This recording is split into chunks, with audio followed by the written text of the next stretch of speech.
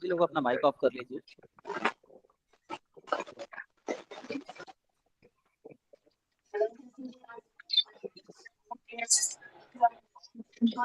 सभी लोग अपना माइक ऑफ कर लीजिए।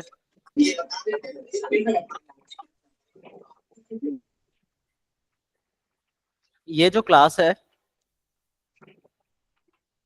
फिलहाल आप लोग सिर्फ सुनिए डाउजिंग क्या है, चक्रास क्या है, उनकी कनेक्टिविटी क्या है, और क्लास के लास्ट में जो कोई भी आपका क्वेश्चन हो वो आप पूछ सकते हैं। डाउजिंग को लेके बहुत सारी मिथ्या बातें हैं कि डाउजर ऐसे बन जाएगा। जैसे अभी किसी ने मॉर्निंग में भी भेजा कि भाई अंगूठी बना के हम डाउजर बना सकते हैं। बिल्कुल बना सकते हैं, लेकिन वो जो कनेक्टिविटी चाहिए होती है वो नहीं बन पाती। अभी भी किसी का माइक ऑन है, प्लीज ऑफ कर लीजिए। तो हम लोग ये जानेंगे कि डाउजर से कनेक्टिविटी कैसे बनाई जाती है और किस तरीके से उससे उत्तर पाए जाते हैं।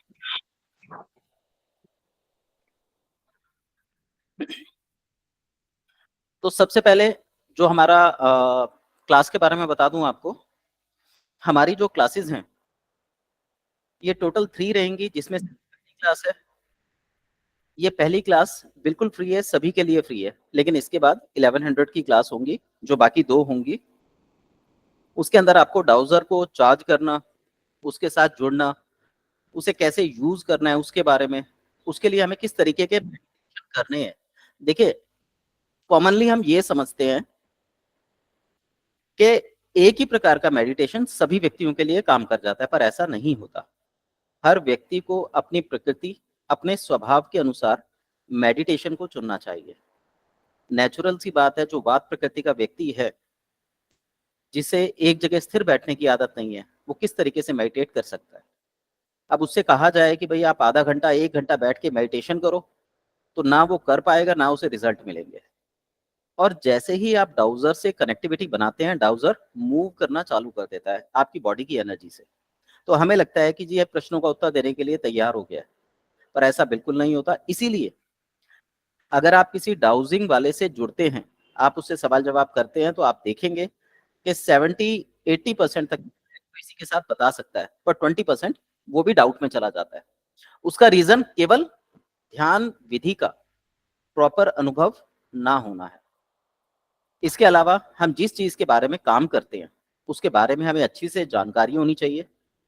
तो हम यहाँ पर 7 चक्रों के बारे में जानकारी विशेष रूप से लेंगे, जो कि नॉर्मली डाउजिंग की क्लास में आपको नहीं सिखाया जाता। डाउजिंग की क्लास में आपको सिर्फ डाउजर चलाना सिखाया जाता है, कोई ये नहीं बताता कि आप उससे किस तरह कनेक्टिव करेंगे, उस कनेक्टिविटी को कैसे बनाए रखेंगे, और आपको कहाँ पर और किस तरीके से उसका इस्तेमाल करना है। इसका एक हम उदाहरण ले लेते हैं। आपका कोई मित्र है, बचपन में आप बहुत अच्छे मित्र थे, हमेशा जिंदगी भर अच्छे मित्र रहेंगे, लेकिन जैसे जैसे आप बड़े होते जाते हैं आपकी दूरियां उससे बढ़ती चली जाती हैं। जब आपकी दूरियां हो जाती है और कभी आपको जरूरत हो, तो जब आप उससे कुछ मांगोगे या आपको उसकी जरूरत हो, तो आपको क्या लगता है कि वो आपका प्रॉपर रूप से दिल से सहयोग कर पाएगा या नहीं कर पाएगा। ऐसे ही मित्रता हमारी डाउजिंग के साथ होती है। हम शुरू में बहुत जोश के साथ डाउजर के साथ जुड़ जाते हैं, बाद में धीरे धीरे उसको साइड करते चले जाते हैं, और फिर अचानक से डाउजर उठा लेते हैं और उससे कुछ पूछने लगते हैं, और हमें लगता है कि ये रिजल्ट देगा। तो ऐसा बिल्कुल नहीं होता।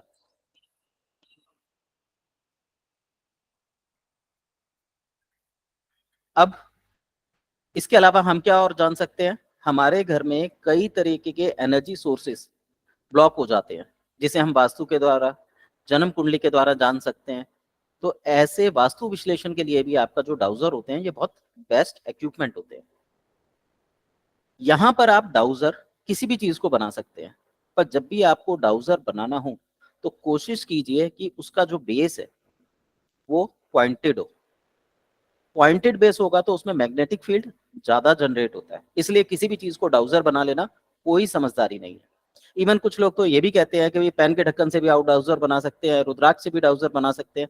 बिल्कुल बना सकते हैं, लेकिन उसके पीछे भी कोई ना कोई साइंस काम कर रही होती है। अगर हम अपने शरीर की बात करें, हमारे शरीर में भी एक राइट नोस्ट्रिल है, एक लेफ्ट नोस्ट्रिल है। राइट नोस्ट्रिल शरीर में गर्मी पैदा कर रहा है, वहीं लेफ्ट नोस्ट्रिल शरीर को ठंडक प्रदान करता है। जब प्रकृति ने किसी एक चीज को लेके किसी भी चीज का निर्माण नहीं किया, तो हम कैसे किसी एक कनेक्टिविटी के द्वारा डाउजर बना सकते हैं और फिर ये उम्मीद करते हैं कि हमें रिजल्ट देगा? तो ये सबसे बड़ी मेरे हिसाब से ना समझिए।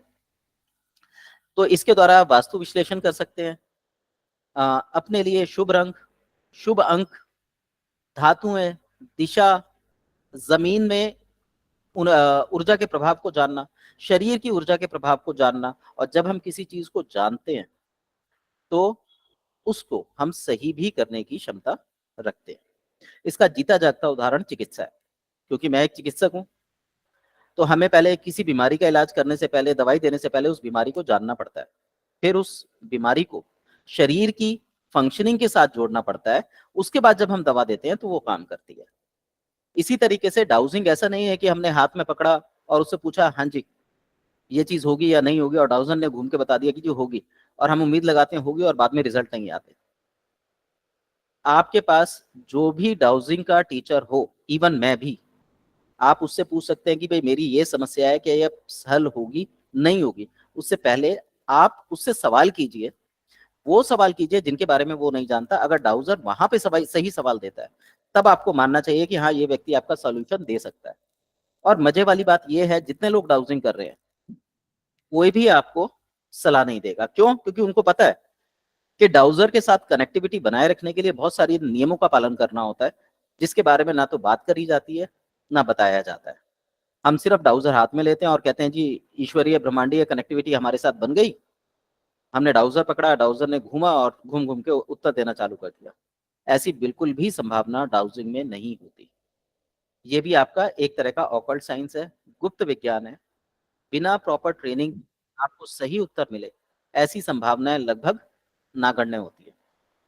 आप ये मान के चलिए कि अगर आप एक अच्छा डाउजर बनना चाहते हैं, डाउजिंग करना चाहते हैं, तो मिनिमम 3 महीने का अभ्यास तो आपको चाहिए बेसिक क्लास के लिए। आज तो ये जैसे मैंने ही 1100 रुपए की क्लास निकाली है, बहुत से लोग हैं फ्री में भी निकाल रहे हैं, कोई 100 में, कोई 500 में भी निकाल रहा है। अगर आप 2015 से पहले जाते हैं तो डाउजिंग की क्लास 51,000, 2.5 लाख, 5 लाख ऐसे होती थी। क्यों होती थी? क्योंकि उसमें प्रॉपर ट्रेनिंग दी जाती थी, सामने बैठा के डाउजर चलाना सिखाया जाता था। इवन डाउजर के बारे में मैं एक बात बोलूंगा, आपके सामने कोई व्यक्ति बैठा है, डाउजर चल रहा है, और आप उसके कंधे पे हाथ रखते हैं और डाउजर आपके अकॉर्डिंग घूमने लगे, तो समझिए कि आपने डाउजर पे जीत हासिल कर ली है, उससे मित्रता कर ली है। ये संभावनाएं लगभग आप लोग इस पे विश्वास नहीं कर पाएंगे। भाई जब ब्रह्मांडीय कनेक्टिविटी है तो उसे छूने की क्या जरूरत है? आप डायरेक्ट उससे कनेक्टिविटी बनाइए ना, आपके अकॉर्डिंग घूमना चाहिए वो, तब ये माना जा सकता है कि आप डाउजर से मित्रता कर चुके हैं। लेकिन अगर आप नॉर्मल भी कोई धागा या कोई भारी चीज लटकाएंगे हाथ में, तो वैसे भी आपके सोचने भर से, क्योंकि जब हम सोचते हैं तो हमारे माइक्रो न्यूरॉन्स काम करते हैं, छोटी जो नर्वस सिस्टम है, जो हमारा मोटर सिस्टम है, वो काम करने लगता है। आप धागा पकड़िए, वो घूमना चालू कर देगा आपके मन के संकेत। इंदु बालाजी, कोई भी टॉपिक रिपीट नहीं होगा, मैं उससे अपनी लैब को बैठूंगा। आप लोग बाद में इसको सुन लीजिएगा, वीडियो मिल जाएगा ये, ठीक है? तो आपने किसी भी लय को अपने अकॉर्डिंग अगर बहाना है, तो आपको प्रकृति से जुड़ना होगा। उस जुड़ने के लिए आपको प्रकृति को जानना, समझना और मानना होगा। तभी आपको वो उत्तर दे सकती है जो छुपे हुए रहस्य हैं। और अगर हम ये सोचें कि भाई हम सिर्फ डाउजर पकड़ते हैं और हम सोचते हैं डाउजर घूमे, तो डाउजर बिल्कुल घूमेगा, पर आपको जो उत्तर मिलने की संभावनाएं हैं, उसकी संभावनाओं में अंतर आ जाता है। तो हमारी जो 2 क्लासेस रहेंगी, उसमें हमारा जो विशेष फोकस रहेगा वो डाउजर पकड़ना, डाउजर को किस तरीके से पकड़ा जाता है, उसकी कनेक्टिविटी कैसे बनती है, और उसको किस तरीके से चलाना चाहिए। और जिस दिन आपका डाउजर चलने लगेगा, उसके बाद आपने अपने डाउजर को दूसरे व्यक्ति के हाथ में पकड़ाना है और उस व्यक्ति के कंधे पे हाथ रखना है, फिर आपने डाउजर चलाना है बिना बोले। अगर वो डाउजर आपके अकॉर्डिंग काम करने लगा है, तो आप समझिए डाउजर से आपकी मित्रता हो गई है। अब वो आपके सभी सही और गलत जवाबों को देने के लिए तैयार। पर यदि वो आप अपने हाथों में रखते हैं, क्योंकि डाउजिंग में बोला जाता है कि अपनी एनर्जी को ट्रांसफर नहीं करना चाहिए, दूसरे व्यक्ति को नहीं देना चाहिए। पर यदि आप उसे दूसरे व्यक्ति को देते हैं, तो उसके बाद उसको दोबारा से क्लीन आउट किया जाता है। तो क्लीन आउट करने की विधियां हैं, ध्यान करने की विधियां हैं, कुछ नियम कायदे कानून हैं, क्योंकि डाउजर या गुप्त विद्याएं उसी व्यक्ति को मिलती हैं, नंबर 1 जो सात्विक होता है, जिसमें सबके भले की भावना होती है, और नंबर 2 जिसके शरीर में, जिसका ब्रेन राइट एक्टिवेट होगा। लेफ्ट ब्रेन वाले डाउजर नहीं चला सकते, क्योंकि डाउजिंग एक विश्वास की विद्या है। यदि आपको विश्वास नहीं है तो डाउजिंग नहीं चलेगी। तो इसका तुलना कैसे करेंगे, इसका शरीर से संबंध कैसे बनेगा, इसमें कौन कौन से रोग हैं जो कवर होते हैं, वो सारी बातें आपको कोर्स के दौरान सिखाई और बताई जाएंगी। आप एक उपचारक भी बन सकते हैं, आप चीजों को ढूंढने वाले भी बन सकते हैं, और डाउजिंग का जो मूल उद्देश्य रहा है वो जल को खोजने का रहा है।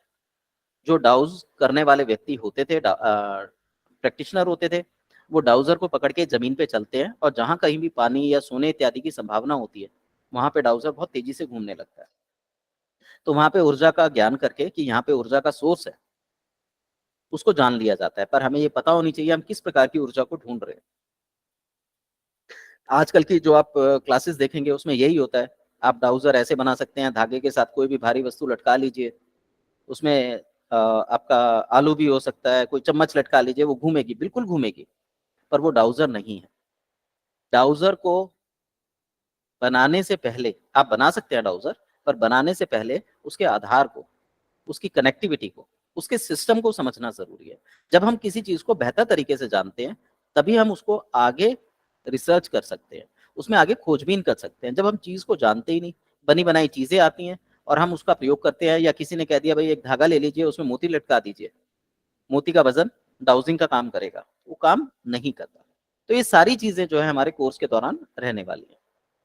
तो जो भविष्य में घटने वाली घटनाएं हैं, जब आप डाउजर चलाने लगते हैं, जैसा मैंने बताया कि किसी व्यक्ति के सहयोग से जब डाउजर आपके अकॉर्डिंग घूमने लगे, तब आप समझिए डाउजर पे जीत हासिल हो गई। तो आप भविष्य की घटनाओं का अनुमान लगाने में भी इसका प्रयोग कर सकते हैं। और जो साधारण है, जब हम शुरुआती रूप से करते हैं, तो सबसे पहले हमें अपने 7 चक्रास पे इसको लेके काम करना चाहिए, क्योंकि वो हमारे सबसे घनत्व वाले, हाई डेंसिटी वाले सोर्स होते हैं एनर्जी के। इन सबको करके आप ट्रेनर मास्टर डाउजर के बन सकते हैं। अब यहाँ पे हम बात करते हैं डाउजर की। डाउजर क्या है, किस तरीके से काम करता है, और हमें किस चीज के लिए, किस चीज को जानने के लिए डाउजर की आवश्यकता पड़ती है। अगर हम अपने ब्रह्मांड को देखें, तो जितनी ऑकल्ट साइंस है, उन सभी के अंदर हम ये मानते हैं कि संपूर्ण ब्रह्मांड जो है तरंगों से कंपित हो रहा है। पूरे ब्रह्मांड में केवल 2 ही चीजें हैं, सर्वप्रथम पुरुष, और दूसरा स्त्री। यहाँ पे स्त्री पुरुष से कोई लेना देना नहीं है। स्त्री का, पुरुष का मतलब है तत्व, और स्त्री का मतलब है ऊर्जा।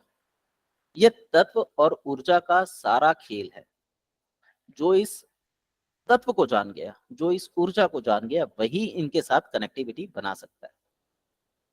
अब तत्व क्या है और ऊर्जा क्या है, तो यदि आप देखेंगे तो साइंस भी इन दोनों चीजों को मानती है, पर साइंस अभी अध्यात्म जितनी डेवलप नहीं हो पाई है।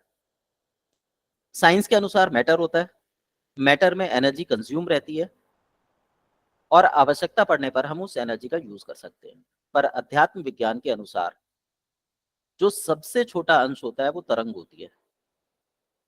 जब तरंग डेंसिटी में कंसंट्रेट होती है, एक जगह इकट्ठी होती जाती है, कंसंट्रेट होती जाती है, और वो एक हाई डेंस का रूप लेकर हमें विजिबल होती है, उसे हम मैटर बोलते हैं। यानी प्रकृति से पुरुष का निर्माण होता है। तो अगर आप प्रकृति में नजर दौड़ाएंगे तो हर जगह जन्म देने का काम स्त्री या माता ही करती है। इसी प्रकार ऊर्जा विज्ञान के अंदर भी जो जन्म देती है वो तरंगों का डेंस रूप, वही आपका तत्व के रूप में हमें नजर आता है। तो अब जो तत्व नजर आया वो संपूर्ण ब्रह्मांड में है, और गुप्त विज्ञान के अंदर, ऑकल्ट साइंस के अंदर, इसी तरंगों को, मैटर को रीड करके चीजों को जाना समझा जाता है।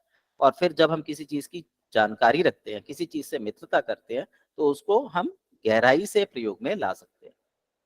तो ये जो साइंस है ये मानती है कि सारा ब्रह्मांड तरंगों के माध्यम से एक दूसरे के साथ जुड़ा हुआ है और हमारा अवचेतन मन उस तरंग को पकड़ने का एक इक्विपमेंट मात्र है।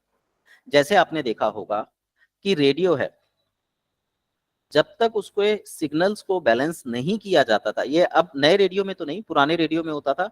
आप लोगों को याद होगा, उसमें एक नॉब लगी होती थी जिसको घुमाते थे और वो तरंगों को पकड़ता था और म्यूजिक साफ आने लगता था, आवाज साफ आने लगती थी। यदि वो जो नॉब है वो गलत घूमती थी या वो कनेक्टिविटी उस तरंग के साथ नहीं बना पाती थी, तो आवाज जो है खरखरी या ना समझ आने वाली आवाज होती थी। इसी तरीके से अगर हमारा सबकॉन्शियस माइंड, जिसे हम नॉब मान सकते हैं, वो घूमने में उस तरंग के साथ कोऑपरेट नहीं करता, उस तरंग के साथ तालमेल नहीं बैठाता, तो जो ब्रह्मांडीय ऊर्जा है, ब्रह्मांडीय तरंगे हैं, वो हमारे मन में अव्यवस्थित रूप से आएंगी और हम सामने वाले को प्रॉपर ना तो उत्तर दे सकते हैं, ना ही उनको समझ सकते हैं। क्योंकि ऑकल्ट साइंस सारा काल्पनिक विज्ञान है। काल्पनिक विज्ञान क्या मतलब हुआ कि आप मानते हैं कि ऐसा होगा। अब जितना ज्यादा डेंसिटी आपके मानने में होगी, उतनी ज्यादा उस घटना के सत्य होने में होगी। यदि आपके मानने में ही पूरा प्रभाव नहीं है, यदि आपको मानने में ही डाउट रहता है, तो आप लिखवा के ले लीजिए कि आप ऑकल्ट साइंस नहीं सीख सकते। इसीलिए मैंने इसे ब्रेन के 2 पैटर्न्स में बांट दिया था कि अगर आपका राइट माइंड एक्टिव है तो आप आराम से सीख सकते हैं, लेफ्ट एक्टिव है तो आप नहीं सीख सकते। क्योंकि साइंस भी ये कहती है कि जो हमारा लेफ्ट ब्रेन है वो लॉजिकल माइंड है, वो चीजों में क्यों, कैसे, किंतु परंतुओं को ढूंढता है। पर जो हमारा राइट ब्रेन है वो क्रिएटिव होता है, वो चीजों को एज इट इज मान लेता है। तो सबसे पहले ये कैसे पता करेंगे कि कौन राइट ब्रेन जिसका एक्टिव ज्यादा है या लेफ्ट, ये बताइए। सर अभी सारा कोर्स के दौरान आपको सारा चीजें डिटेल में आती चली जाएंगी, क्योंकि बिना इनको जाने आप कनेक्टिविटी बना भी नहीं पाएंगे। और प्लीज अभी आप सुनिए, मैं बीच में खुद मौका दूंगा आपको सवाल पूछने के लिए, आप लिख लीजिए अगर आपके कोई सवाल है। जो लोग ये सीखना चाहते हैं विद्या, उनको अपने क्रिएटिव माइंड को, राइट ब्रेन को एक्टिव करना सीखना होता है। उसके अलावा जो लोग लेफ्ट ब्रेन के हैं, ऐसा नहीं है वो नहीं सीख सकते, वो सीख सकते हैं, परंतु उनको भी इस चीज को सीखने के लिए, ऑकल्ट साइंस की किसी भी विद्या को सीखने के लिए, अपने राइट माइंड को एक्टिवेट करना ही होगा। अब यहाँ पे डिफरेंस क्या है राइट ब्रेन और लेफ्ट ब्रेन का?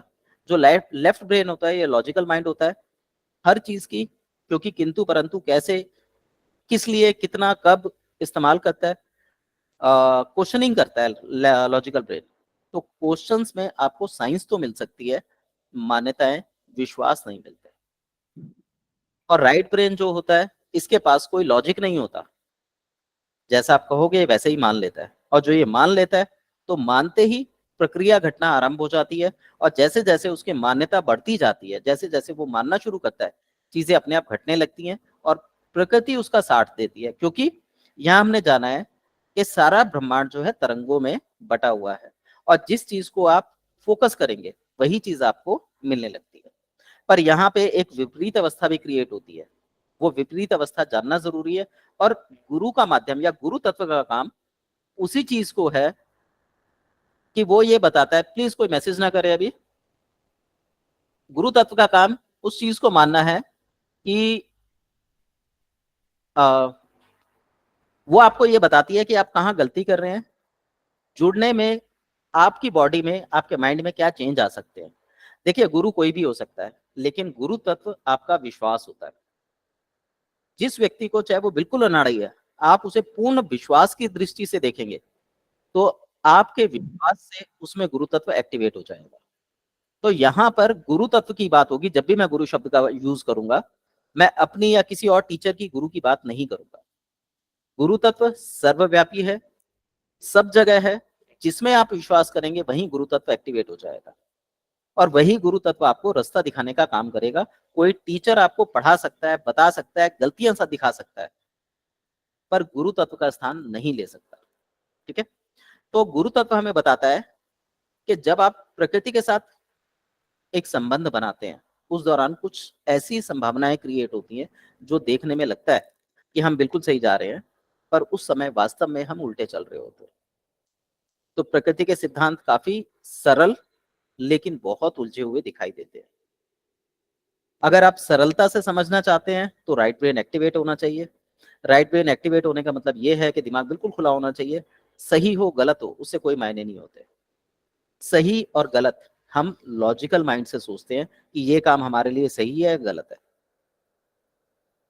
ऐसे बहुत से उदाहरण कहानी आपको मिल भी जाएंगी कि एक व्यक्ति ने चोरी करी, तो ये सही है गलत है, तो जो पहले शब्दों में सुनेगा वो कहेगा जी ये तो बहुत गलत है, चोरी करना पाप है। लेकिन अगर वो व्यक्ति कहता है जी मैं 5 दिन से भूखा हूं, मुझे कोई कुछ दे नहीं रहा, और उस व्यक्ति ने चोरी करी, तो हमारे अंदर से साहृदयता आ जाएगी। हम कहेंगे जी बिल्कुल ठीक चोरी करी, भाई पेट भरना उसका काम है। फिर वो कहता है जी मैंने जो चोरी करी वो 5 लाख की करी, फिर हमें एकदम से ये देखेंगे कि भैया पेट भरने के लिए तो रोटी चाहिए, 5 लाख क्यों चुराए? तो हम कहेंगे भी बिल्कुल गलत है। फिर वो बताएगा जी जैसे मेरी कंडीशन है ऐसे मेरा परिवार, मेरी माँ या मेरा भाई या मेरी बीवी, मेरे बच्चे बीमार हैं हॉस्पिटल में, हम एकदम से पलट जाएंगे, हाँ जी आपने बिल्कुल ठीक किया। तो स्थितियां होती हैं वो हमारी तरंगों को निर्धारित करती है। तो ऑकल्ट साइंस के अंदर हम इन्हीं स्थितियों को जानने का प्रयास करते हैं, जिसमें गुरु तत्व हमारी मदद करता है कि ये सही है और ये गलत है।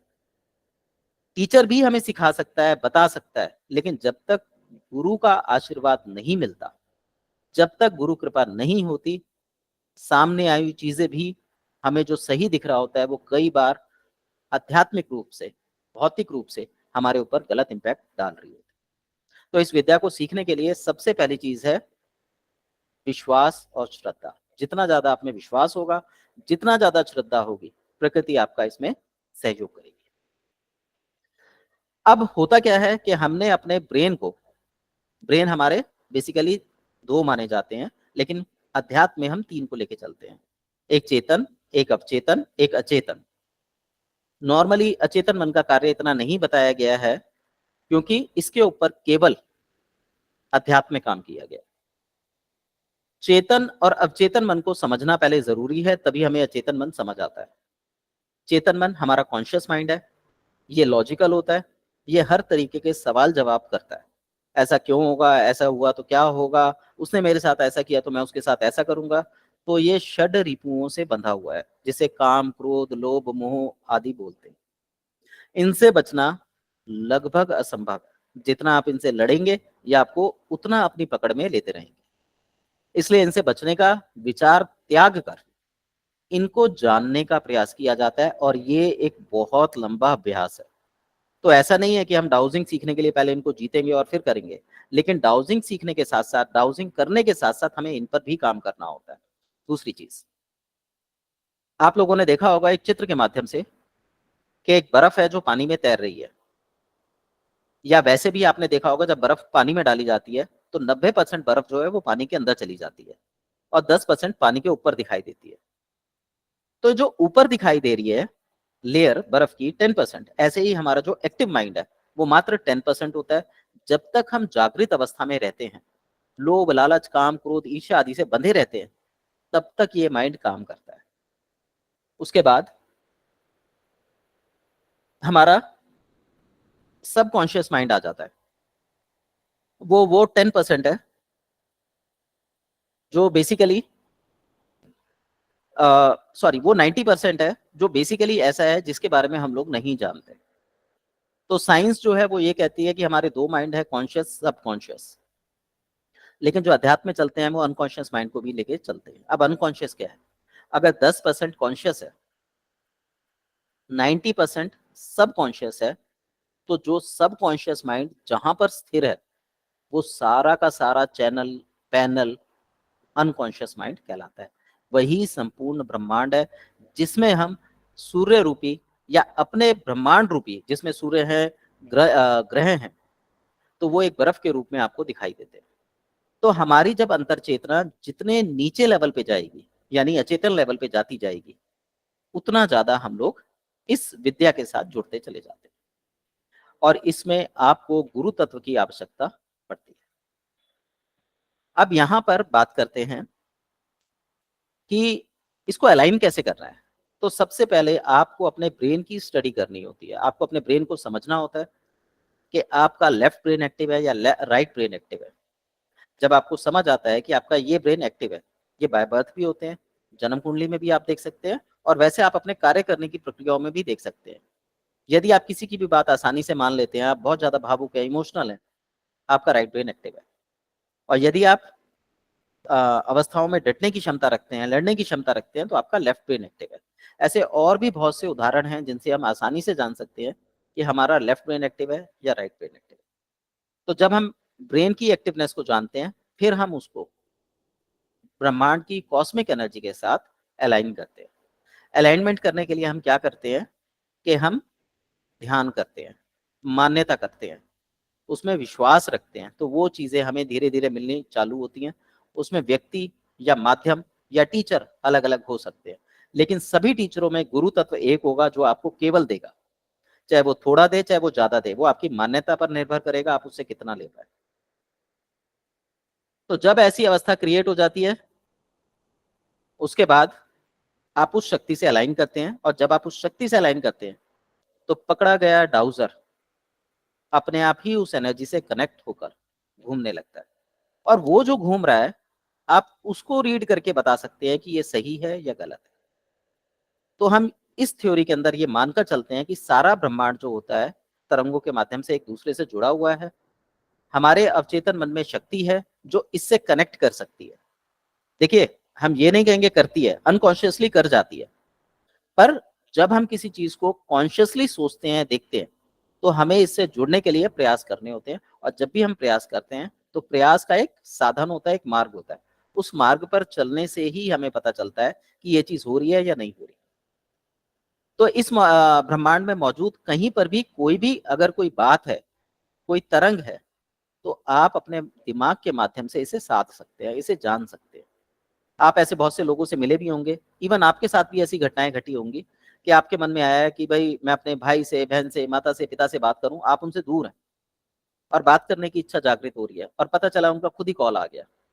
तो यही वो मानसिक क्षमताएं हैं जो अनजाने में एक दूसरे से कनेक्ट कर जाती है।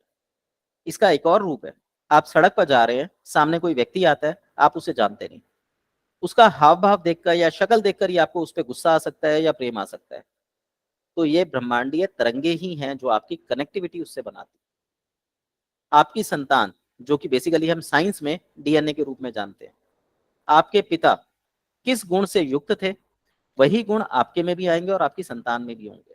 तो ये ब्रह्मांडीय तरंगे हैं जो एक दूसरे से जुड़कर एक साइकिल को, एक सर्कल का निर्माण करती हैं। तो हम एज अ डाउजर इस सर्कल को, डाउजर प्रैक्टिशनर, हम इस सर्कल को जानते हैं, समझते हैं, देखते हैं और उससे जुड़ते हैं। पर हम उसमें कोई बदलाव नहीं कर सकते, कोई छेड़छाड़ नहीं कर सकते। प्रकृति हमें इसके लिए अनुमति नहीं देती। लेकिन अगर हम कुछ ऐसा करने की कोशिश करें, क्योंकि हम किसी चीज को जानते हैं, तो बदलने की क्षमताएं भी हमारे अंदर होती है या आ जाती हैं गुरु तत्व के कारण। तो ऐसे में हमें उनका भुगतान भी करना पड़ता है। तो उस भुगतान से बचने के लिए भी आपको गुरु की आवश्यकता पड़ती है। और ध्यान रखिए, आप जिसको भी गुरु बनाए, वो जागृत अवस्था में हो। जागृत जागृत के दो मतलब है, एक जीवित हो। ऐसा नहीं आपने फोटो में किसी को गुरु बना लिया, आप पढ़ रहे हैं, सीख रहे हैं, और ठीक है आप अच्छी परफॉर्मेंस दे सकते हैं, गुरु कृपा हुई तो आप अच्छी परफॉर्मेंस दे सकते हैं जैसे एकलव्य ने दी थी। पर फिर भी आपके बहुत से ऐसे सवाल जवाब होते हैं जो बिना गुरु के रह जाते हैं। वो आपको सही शिक्षा अगर पानी है, तो आपको गुरु का माध्यम चुनना होगा। गुरु कोई भी हो सकता है, लेकिन तत्व को जागृत करना जरूरी होता है। अब इन तरंगों के माध्यम से आप जो चाहे वो जान सकते हैं।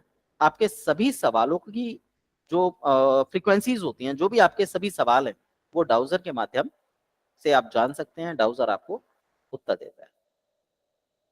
ये एक ऐसी गुप्त विद्या है जो आप गुरु के माध्यम से लेते हैं। इसमें आप बहुत सारे इक्विपमेंट्स का इस्तेमाल कर सकते हैं। डाउजर आप खुद भी बना सकते हैं।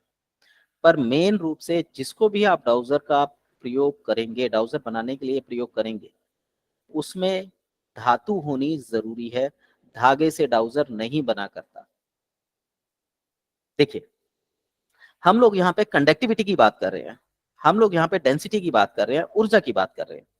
आपको क्या लगता है, मान लीजिए धागे में भी तो ऊर्जा है, लेकिन क्या वो एक गुड कंडक्टर ऑफ हीट है, अगर है तो आप सामने वाले की एनर्जी को रीड कर सकते हैं, अगर नहीं है तो आपके डाउजर में लगा हुआ धागा आपके किसी काम का नहीं है, वो डाउजर बेकार है। इसीलिए ये कहा गया है कि डाउजर कई प्रकार के हैं, तो ये आपके सवालों की डेंसिटी पे निर्भर करता है, आपके सवालों पर, आपके कार्य करने की प्रकृति पे निर्भर करता है कि आपका डाउजर किस प्रकार का बना होना चाहिए। आपने देखा होगा, अगर हमें साउंड को एक जगह से दूसरे स्थान पर ले जाना है तो बचपन में हम ये खेल करते थे, एक तरफ एक कटोरी ले लेते थे, दूसरी तरफ दूसरी कटोरी, और बीच में एक नायलॉन का धागा लगा देते थे और इसको खींच के टाइट कर देते थे, और एक व्यक्ति मुंह से बोलता था और दूसरा कान पे लगा। आप आज भी ऐसा प्रैक्टिकल करके देख सकते हैं, होता है। तो साउंड को वाइब्रेट करने के लिए एक तना हुआ धागा काफी है, लेकिन किसी एनर्जी को महसूस करने के लिए धागा कोई काम नहीं करता, हीट एनर्जी को महसूस करने के लिए। और जब हम चक्रों पे काम करते हैं तो वहां पे बेसिकली हीट निकलती है। आप अपने शरीर पर महसूस कीजिए, क्योंकि देखिए जैसे ये जो है डाउजिंग जो विद्या है, ये आमने से सामने रहकर सीखने वाली विद्या होती है। उसमें आपको प्रैक्टिकल करके दिखाए जाते हैं, समझाए जाते हैं, तो आसानी से समझ आता है। लेकिन क्योंकि हम ऑनलाइन क्लास ले रहे हैं, आप महसूस कीजिएगा। आप किसी व्यक्ति के शरीर पे धीरे धीरे हाथ फेरिए, आपको लोकेशन पता होनी चाहिए कौन से चक्रा की कहाँ पे है। आप देखेंगे जहां पर गर्मी ज्यादा निकल रही है उसी स्थान पर चक्र होता है, वहां से आप आगे या पीछे होंगे तो जो गर्मी है चक्र की वो कम हो जाएगी। इसीलिए यहाँ पर आप जो डाउजर यूज करते हैं, इसके अंदर मेटल का होना, और उस मेटल का होना जो हीट कंडक्टिविटी के लिए अच्छा है, वो बेस्ट रहता है। तो आपके डाउजर मेटल के बने होने चाहिए। अब कुछ लोग इसमें ब्रास लगा देते हैं, कुछ लोग चांदी लगाते हैं, कुछ लोग सोना लगाते हैं, इसके पीछे भी वाइब्रेशन की कहानी है। जितना ज्यादा वो धातु वाइब्रेशंस को ग्रैब करेगी, पकड़ेगी, उतना आपकी डेंसिटी, आपको प्रिडिक्शन करना आसान और सटीक होगा। तो डाउजर बनाते खरीदते समय अपनी आवश्यकताओं को ध्यान में रखकर उसी के अनुसार मेटल को चुनना चाहिए। धागा, रेशम का धागा, काले धागे, इन चीजों से डाउजर नहीं बना करते। दूसरा चीज, अगर आप साउंड वेव्स पे काम कर रहे हैं तो धागे भी चलेंगे, लेकिन वो नायलॉन के धागे चलेंगे। कुछ लोग पेन के ढक्कन को, पेन को लटका के भी डाउजर का काम ले लेते हैं। प्लास्टिक कभी भी साउंड को या आपकी वाइब्रेशंस को पकड़ने का काम नहीं करता, क्योंकि वो हीट कंडक्टर नहीं होता। तो ऐसे में ऐसी चीजों के बना हुए डाउजर आपको कोई रिजल्ट नहीं देंगे। तो जो भी हम डाउजर लेंगे, उनकी एक डेंसिटी, उनका एक माप, उनकी एक लंबाई चौड़ाई होनी जरूरी है, तभी उसमें सामने की चीजों को पकड़ने की कैपेबिलिटी आएगी। आपने देखा होगा, दो चुंबक, कितने बड़े बड़े दो चुंबक ले लीजिए, एक नॉर्मल चुंबक ले लीजिए, उसको चिपकाएंगे वो आराम से चिपक जाएगा, आप हटाएंगे आराम से अलग हो जाएगा। लेकिन आपने देखा होगा कई जगह पे मैजिकल चुंबक आते हैं, आप जैसे ही उनको इतनी दूर लाएंगे वो तेजी से चिपकेंगे, यदि आपका हाथ उनके बीच में आ गया तो हाथ भी घायल हो जाता है। तो ये उस चुंबक की डेंसिटी है जिसको हम गॉस पावर के माध्यम से जांचते हैं। इसी प्रकार आपका जो डाउजर होता है, उनकी अपनी गॉस पावर्स होती हैं। वो सामने वाली चीज को किस तरीके से रीड करेंगी, वो उसकी डेंसिटी, तनाव, कंपन करने की क्षमता इत्यादि पर निर्भर करता है। तो आप सोच सकते हैं कि प्लास्टिक या धागा कितने कंपनों को ग्रैब करता है। तो क्या ऐसे में आपका डाउजर काम करेगा? क्या आप ऐसे में आपको सही उत्तर मिलेगा? मेरे हिसाब से तो नहीं। अगर आप साइंस मानते हैं तो फिर तो आपको ये मानना होगा कि धागा या ये चीजें काम नहीं करती। लेकिन अगर आप साइंस को नहीं मानते, केवल आंखें बंद करके कल्पनाएं करते हैं, तो बिल्कुल आप ऐसा मान सकते हैं। तो जब हम धातु का चुनाव कर लेते हैं, फिर हम उससे डाउजर बना सकते हैं। डाउजर बनाने के लिए हमेशा याद रखिए, डाउजर का निचला हिस्सा पॉइंटेड होना चाहिए, क्योंकि पॉइंट हवा को काटने का काम करता है। अब आप एरोप्लेन की शेप देख सकते हैं, बुलेट ट्रेन की शेप देख सकते हैं, और ऐसी कोई भी चीज जो बहुत ज्यादा तेज गति से काम करती है, बहुत ज्यादा तेज गति से चलती है, उसकी शेप हमेशा पॉइंटेड रखी जाती है। No question, any question, hand down कर लीजिए, मेरे को बोलने दीजिए। जब ये काम खत्म हो जाएगा फिर मैं आपको बोलने का मौका दूंगा। तो जितनी आपकी चीज पॉइंटेड होगी, डाउजर आपका पॉइंटेड होगा, उतना अच्छा ये रिजल्ट देगा। तो जो भी पेंडुलम आप लें, पॉइंटेड होना चाहिए।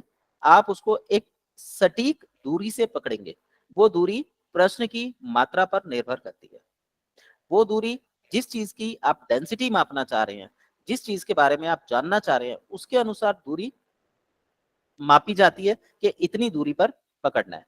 पहले जो डाउजर आते थे उनकी चेन इतनी इतनी लंबी होती थी, यहाँ तक लंबी होती थी, तो उनको मापने के लिए अलग अलग स्टैंडर्ड्स पे पकड़ना होता था ताकि डाउजर अच्छे से घूम सके। आजकल ये सारा प्रोफेशनल हो गया है, तो डाउजर की जो चेन होती है मैक्सिमम आपको 6 इंच की या 8 इंच की ही मिलेगी, बहुत ज्यादा होगी तो 12 इंच की मिलेगी। लेकिन डाउजर की जो चेन है वो अच्छी भली लंबी होनी चाहिए, और जिस धातु का डाउजर हो चेन भी उसी धातु की होनी चाहिए। और एक डाउजर बनवाने में अच्छे भले पैसे लग जाते हैं। देखिए मैंने भी अभी जो आप लोगों को डाउजर भेजे, जिन लोगों ने कोर्स ज्वाइन करा है उनको डाउजर भेजे हैं, वो एक नॉर्मल बाजार में बिकने वाले डाउजर है, लेकिन वो हैं सारे मेटल के, और जो मैं आपको समझाऊंगा वो उससे आसानी से कनेक्ट हो सकते हैं। तो उस हिसाब से मैंने डाउजर आप लोगों को भेजे। पर यदि आप इसकी गहराई को जानना समझना चाहते हैं, आपके पास मेटल के डाउजर, अलग अलग मेटल्स के डाउजर, सोने का डाउजर, चांदी का डाउजर, ब्रास का डाउजर होने चाहिए। वो क्वेश्चन की जो स्ट्रेंथ होती है उसके हिसाब से प्रयोग में लाए जाने चाहिए। खैर ये कभी फ्यूचर का टॉपिक है, हम इस पर कभी और भी डिस्कस करेंगे। तो हम डाउजर को एक उचित दूरी पर पकड़ते हैं और उसको प्रश्न के स्थान पर लटका देते हैं, जमीन से या जो भी हमारा प्रोडक्ट है जिसके बारे में हम जानना चाह रहे हैं, जो भी हमारा क्वेश्चन है चाहे वो कागज पे लिखा हुआ है, उससे लगभग 3 से 5 सेंटीमीटर की दूरी तक उसको रखा जाता है। फिर हम उसको कहते हैं कि भैया रोटेट करना चालू करो। आप इसमें इंग्लिश या हिंदी किसी भी लैंग्वेज का प्रयोग कर सकते हैं, लेकिन नॉर्मली इंग्लिश थोड़ी इजी होती है और हमारा ब्रेन उसको जल्दी समझता है। इसलिए बेटर है कि इसका जो अभ्यास किया जाए वो बेसिक इंग्लिश में किया जाए और क्लियर इंग्लिश में किया जाए। अगर आप क्लियर इंडिकेशंस नहीं देते डाउजर को, आपके आंसर्स गलत मिल सकते हैं आप। तो यहाँ पे क्लियर इंडिकेशंस होने चाहिए, डाउजर पॉइंटेड होना चाहिए, 3 से 5 सेंटीमीटर का डिफरेंस होना चाहिए। ऐसे ही ऊपर पकड़ने की भी एक विधि होती है जो आपको क्लास के दौरान बताई जाए। तो इसको पकड़कर जब आप क्वेश्चन के ऊपर रखते हैं और आप इसे कहते हैं मूव, तो ये मूव करना चालू करता है। इसको पहले हम सही और गलत के माध्यम से मापते हैं कि सही किस दिशा में घूमेगा, गलत किस दिशा में घूमेगा।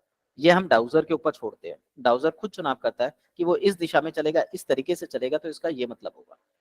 फिर हम उसको उसी अवस्था में स्वीकार करके या फिर उसको प्योर करके अपने हिसाब से एडजस्ट करके इसे प्रयोग में लाते हैं। और जब हम प्रयोग में लाते हैं तो हम उसको इंडिकेट करते हैं अब आपने इस तरीके से काम करना है। फिर जब हम आंसर लेने बैठते हैं तो हम सिर्फ मूव का इंडिकेशन देते हैं और डाउजर अपने आप रोटेट होना चालू हो जाता है। नॉर्मली अगर आपने थोड़ा सा भी किसी को डाउजिंग करते हुए देखा हो, खासकर जो स्टार्टर्स होते हैं, आप देखेंगे वो बोलते माइंड से हैं या मुंह से है कि गो, और हाथ घुमाना चालू कर देते हैं। तो इसका मतलब ये हुआ कि उनके ब्रेन का संबंध उनके हाथ के साथ है जिससे डाउजर मूव कर रहा है। जबकि हमें डाउजर के रूप में ब्रेन को डायरेक्ट डाउजर को इंडिकेशन देना है, हाथ तो केवल माध्यम है उसे पकड़ने भर का। तो जब हम इस टेक्निक में परफेक्ट हो जाते हैं तब हम डाउजर प्रैक्टिशनर्स कहलाते हैं, और उसके बाद हम किसी भी चीज से आसानी से कनेक्टिविटी बना सकते हैं। तो हम उनको पकड़ते हैं और उसको निर्देश देते हैं, वो गति करना शुरू करता है, और गति के अनुसार हम अलग अलग चार्ट्स का प्रयोग करते हैं। उन चार्ट्स के माध्यम से हम लोग जानते हैं कि जो उत्तर है वो क्या मिलेगा, हमें पॉजिटिव मिलेगा या नेगेटिव मिलेगा। तो हमारा जो सबकॉन्शियस माइंड है वो डाउजर के साथ कनेक्ट होकर सबकॉन्शियस माइंड हमारे सिर के बीचों बीच, जिसे हम ये जो खालिस्तान कागस्थान भी बोलते हैं, यहाँ पे ये बोला जाता है कि चांदी के रॉड लगे होते हैं जो हमें दिखाई नहीं देते, कैथोड्स होते हैं जो ब्रह्मांडीय ऊर्जा को खींचते हैं। तो अनुभव के द्वारा जो हमारे ऋषि मुनि थे उन्होंने इसको जाना। जो अच्छी किताबें हैं, पुरानी किताबें हैं, वो इसका इंडिकेशंस भी देती हैं कि इनके बड़े होने का कितने साइज हैं, कैसे हैं, डेंसिटी क्या है, मोटाई कितनी है, चौड़ाई कितनी है, लंबाई कितनी है, यही हमारे ऑरा का ज्ञान भी कराते हैं। तो ये चीजें बताती हैं कि आप ब्रह्मांडीय ऊर्जा कितनी तीव्र गति से खींच सकती है। देखिए जैसे आपने देखा होगा एक चार्जर होता है, चार्जर की कैपेसिटी अगर 35 वाट की है तो मैक्सिमम 35 वाट ही बिजली जनरेट करेगा। ऐसे ही एब्जॉर्बर्स होते हैं जिन्हें बैटरीज बोला जाता है। बैटरी की कैपेसिटी अगर 1 किलोवाट सेव करने की तो 1 किलोवाट ही सेव कर पाएगी। अगर वो 50 किलोवाट सेव करने की कैपेसिटी रखती है तभी वो 50 किलो से सेव कर पाएगी। तो ऐसे ही हर मनुष्य एक तरह की बैटरी ही है जिसकी मिनिमम कैपेसिटी, न्यूनतम कैपेसिटी मात्र कुछ अंशों में बिजली एकत्रित करना है, और हम ब्रह्मांड के साथ जुड़कर, ईश्वर को मानकर, सात्विक होकर, भोजन संबंधी इत्यादि को जानकर, आहार विहार को समझकर इस कैपेसिटी को जितना चाहें उतना बढ़ा सकते हैं। और जितना ज्यादा आप इसको बढ़ाते जाएंगे, आपके ज्ञान में उतनी वृद्धि होती जाएगी। तो हमारे जो ऋषि मुनि थे, जो हमारे पूर्वज थे, वो इसी चीज पर काम करते थे, और उन्होंने अपनी इसी कैपेसिटी को बढ़ाया और विभिन्न मंत्रों के माध्यम से, ज्ञान के माध्यम से हम तक पहुंचाया। आज हम उसी ज्ञान का प्रयोग कर इन विद्याओं को अगर सीखें तो ये उसी तरीके से काम करेंगी जैसे उन्होंने बताया। और यदि हम अपने अनुसार काम सीखते हैं तो लोग बेसिकली बेसिक जो डाउजिंग होती है वो सीख लेते हैं, और फिर उसी पे ही प्रैक्टिस शुरू कर देते हैं, और उनको लगता है कि आंसर आने लगे। तो आंसर कभी सही और कभी गलत होते हैं। डाउजिंग एक आध्यात्मिक विज्ञान है, इसको सीखने के लिए आपको आध्यात्मिक होना ही पड़ेगा। तो जितना ज्यादा आप आध्यात्मिक होंगे उतने ज्यादा ये उत्तर देगा। और एक और इसकी खूबी बता दूं, यदि आप किसी भी प्रकार के ऑकल्ट साइंस, गुप्त विज्ञान को सीखते हैं, आप जंगल में अकेले जाके बैठ जाइए, लोग ढूंढते हुए आपको वहां तक आ जाएंगे। आप इसे सिद्धि भी बोल सकते हैं। तो जब आप किसी चीज को परफेक्टली करने लगते हैं, वो सिद्धि का रूप ले लेती है। तो क्योंकि आपके अंदर से वो ऊर्जा निकल रही है, वो शक्तियां निकल रही हैं, जिसे दूसरे जो पावरफुल मन है वो अट्रैक्ट हो सकते हैं। नॉर्मली मैं जितनी भी क्लासेस लेता हूं, आप लोगों ने देखा होगा, किसी में 6 लोग होते हैं, किसी में 10 लोग होते हैं। आज की क्लास में आप देख सकते हैं 32 लोग हैं। ये ऊर्जा का कमाल है। खैर, आगे चलते हैं। तो हम तरंगों के माध्यम से यंत्र को घुमाते हैं। एक्चुअली वो हम नहीं घुमा रहे होते, यंत्र अपने आप घूम रहा होता है। अब वो यंत्र अलग अलग तरह से गतियां करके हमें विभिन्न प्रकार के उत्तर देता है। इसका पर्पस ये होता है कि जो भी हम सवाल करते हैं यंत्र से, हमारा अवचेतन मन उस बैटरी के माध्यम से, जो हमारे शरीर में बताई गई है, एनर्जी को एब्जॉर्ब करता है। और जो एनर्जी आती है, वो एनर्जी उस यंत्र को रोटेट करती है। वो जिस दिशा में रोटेट करेगा, उसके अनुसार हम उत्तर हाँ या ना में लेकर मान सकते हैं। तो ये टोटली हमारे अवचेतन मन की शक्तियों से कार्य करता है।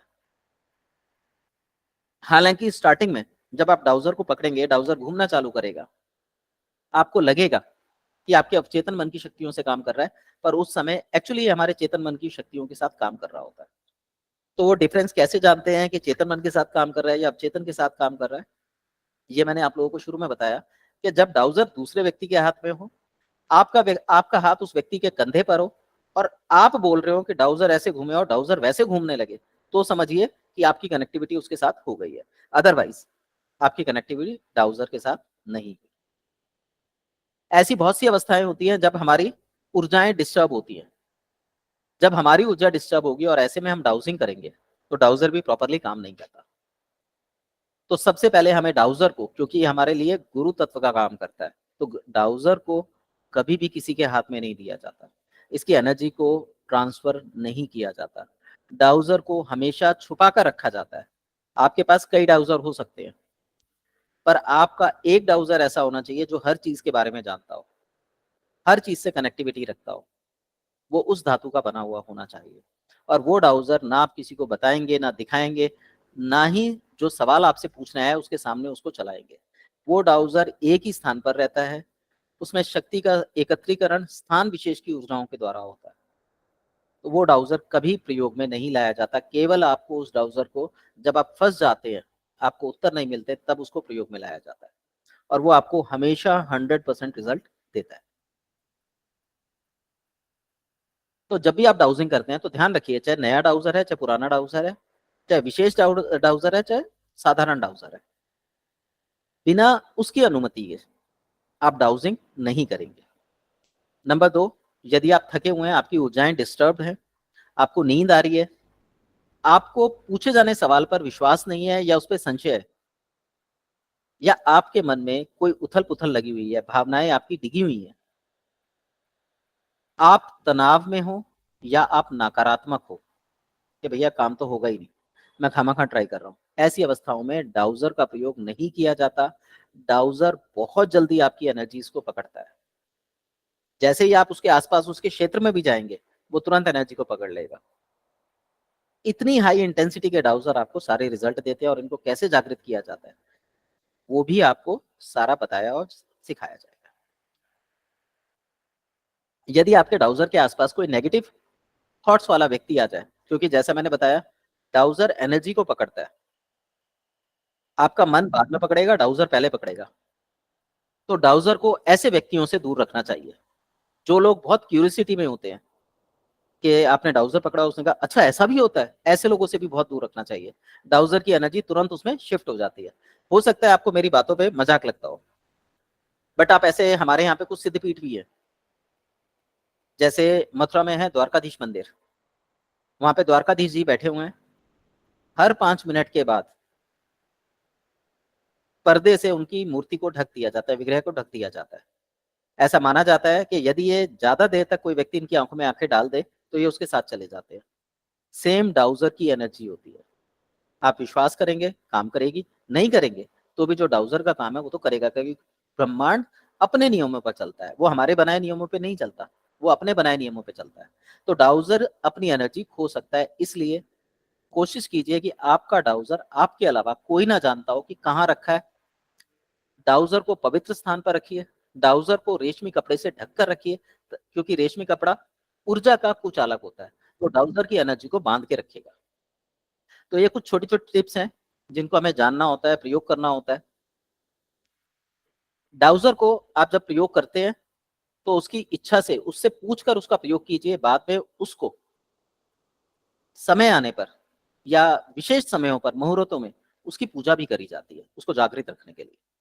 और उसके साथ हमेशा मित्रवत व्यवहार रखा जाता है। जैसे आप अपने मित्र से बातें करते हैं, आप उससे भी बातें कर सकते हैं। और जब आप ऐसी कनेक्टिविटी डाउजर से बनाएंगे तो डाउजर केवल आपको हाँ ना में जवाब नहीं देगा, वो आपको ऐसी बहुत सारी शक्तियों से अवगत करा सकता है जो हम सोच भी नहीं सकते। तो बेसिकली हम ये कह सकते हैं कि डाउजर के आसपास एक तरह का मैग्नेटिक फील्ड क्रिएट हो जाता है, इलेक्ट्रोमैग्नेटिक फील्ड क्रिएट हो जाता है। तो उसे बाकी लोगों के इलेक्ट्रोमैग्नेटिक फील्ड से बचाकर रखना चाहिए ताकि डाउजर अच्छे से कार्य कर सके। ये मैंने आपको बता ही दिया कि भाई ये हाँ या ना में शुरू में उत्तर लिया जाता है। धीरे धीरे करके आप इससे विभिन्न प्रकार के ना केवल उत्तर पूछ सकते हैं बल्कि आप इससे हीलिंग भी कर सकते हैं। आपका व्यक्ति दुनिया के किसी कोने में बैठा हो, ब्रह्मांड के किसी कोने में बैठा हो, आप डाउजर लेके बैठिए, उस व्यक्ति का ध्यान कीजिए, डाउजर आपकी कनेक्टिविटी तुरंत उसके साथ बना देगा और आप डाउजर के थ्रू हील भी कर सकते हैं। तो डाउजर आपका पूर्ण अभ्यास के बाद काम करना शुरू कर देता है। डाउजर चलाने के लिए कुछ बातों का जानना बहुत जरूरी है, जिनमें कुछ हैं। डाउजर चार्ज होना चाहिए। मृत डाउजर आपके किसी काम नहीं आते। आपने रुद्राक्ष देखे होंगे। रुद्राक्ष में दो तरह के रुद्राक्ष आते हैं, एक रुद्राक्ष और एक भद्राक्ष। हम भद्राक्ष को छोड़ते हैं, केवल रुद्राक्ष की बात करते हैं। रुद्राक्ष एक जीवित बीज होता है जिसे यदि आप पानी पे तैराएंगे तो वो डूब जाएगा, क्योंकि वो जीवित है। और जो मृत रुद्राक्ष होता है वो पानी पे तैरने लगेगा। यदि आप अपने गले में जीवित रुद्राक्ष धारण करते हैं तो आपकी ऊर्जा बढ़ जाती है, आपका ऑरा बढ़ जाता है। इसे आप जो ऑरा स्कैनर्स आते हैं उनके थ्रू माप भी सकते हैं। ठीक है, इनको आज मापने के लिए यंत्र आ चुके हैं जिनसे आप माप सकते हैं ऊर्जाओं को। तो कहने का मतलब ये है, जैसे रुद्राक्ष आपका मृत होने के बाद कोई काम नहीं करता, वैसे ही डाउजर भी आपका मृत होगा या उसमें ऊर्जा चार्ज नहीं होगी तो वो आपके लिए कोई प्रॉपर आंसर नहीं दे पाएगा। रोटेट जरूर करेगा, आपको दिखेगा, परंतु वो प्रॉपर उत्तर नहीं दे पाएगा। दूसरा, मन में डाउजर के प्रति श्रद्धा और विश्वास होना चाहिए। आपका डाउजर आपका गुरु बनता है, तो गुरु तत्व आपका डाउजर में जागृत होगा। तो जितना ज्यादा आपका श्रद्धा विश्वास होगी उतना ज्यादा आप डाउजर से कनेक्ट करेंगे। ये डाउजर के विभिन्न रूप हैं। यहाँ आप देख सकते हैं कि यहाँ पर डाउजर के रूप में एक डायमंड का यूज किया गया, क्रिस्टल का यूज किया गया, मेटल का यूज किया गया और यहाँ पे कॉर्क का यूज किया गया है। बनाने वाले किसी भी चीज से डाउजर बना सकते हैं, परंतु ध्यान रखिए डाउजर का नुकीला होना ही उसकी एकमात्र विशिष्टता है जो वायु को चीरने की क्षमता रखती है। इसलिए डाउजर हमेशा नोकीले रखे जाते हैं। तो ये वाला जो डाउजर है ये काम नहीं करते।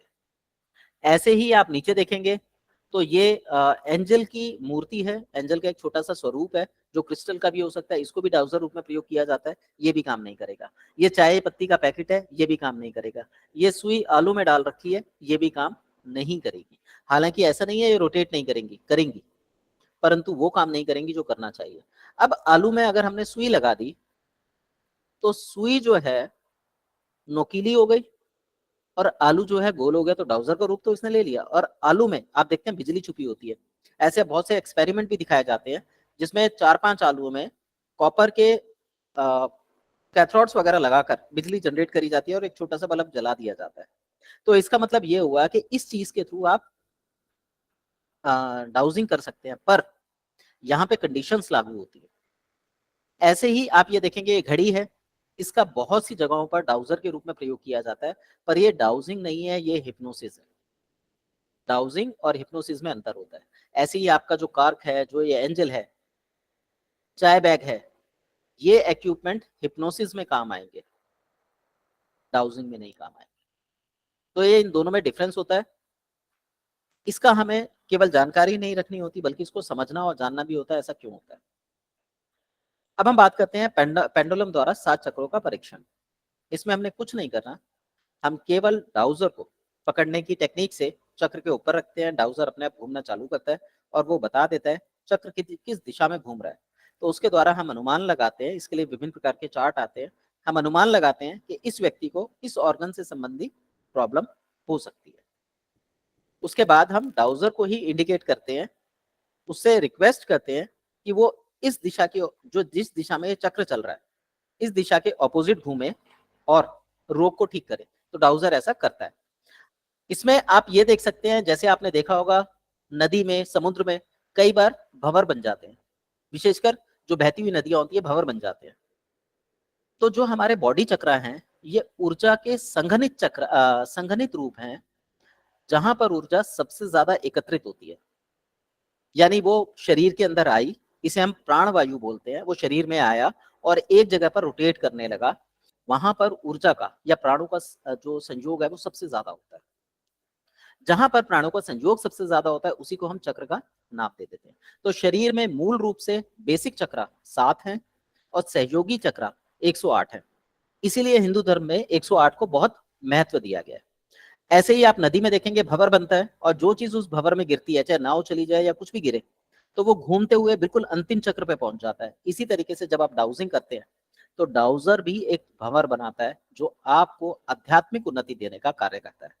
इसी डाउजर को यदि आप उल्टा घुमाते हैं तो ये आपको भौतिक संसार में लाता है और लग्जरी देने का काम करता है। तो डाउजर के दोनों रूप हमें पता होने चाहिए, हमें इसका प्रयोग पता होना चाहिए, तो हम दोनों रूपों पे काम कर सकते हैं। तो आप इससे केवल शरीर की चक्रा की बैलेंसिंग नहीं कर सकते, बल्कि फाइनेंशियली हीलिंग भी कर सकते हैं, लोगों के काम धंधे को बढ़ाने की मदद भी कर सकते हैं और भी चीजों में काम कर सकते हैं। पर अभी जो हमारी ये 3 दिन की क्लास है, ये बिल्कुल बेसिक क्लास है। बेसिक क्लास के अंदर आपको चक्रास के साथ चक्रास पे काम करना सिखाया जाएगा।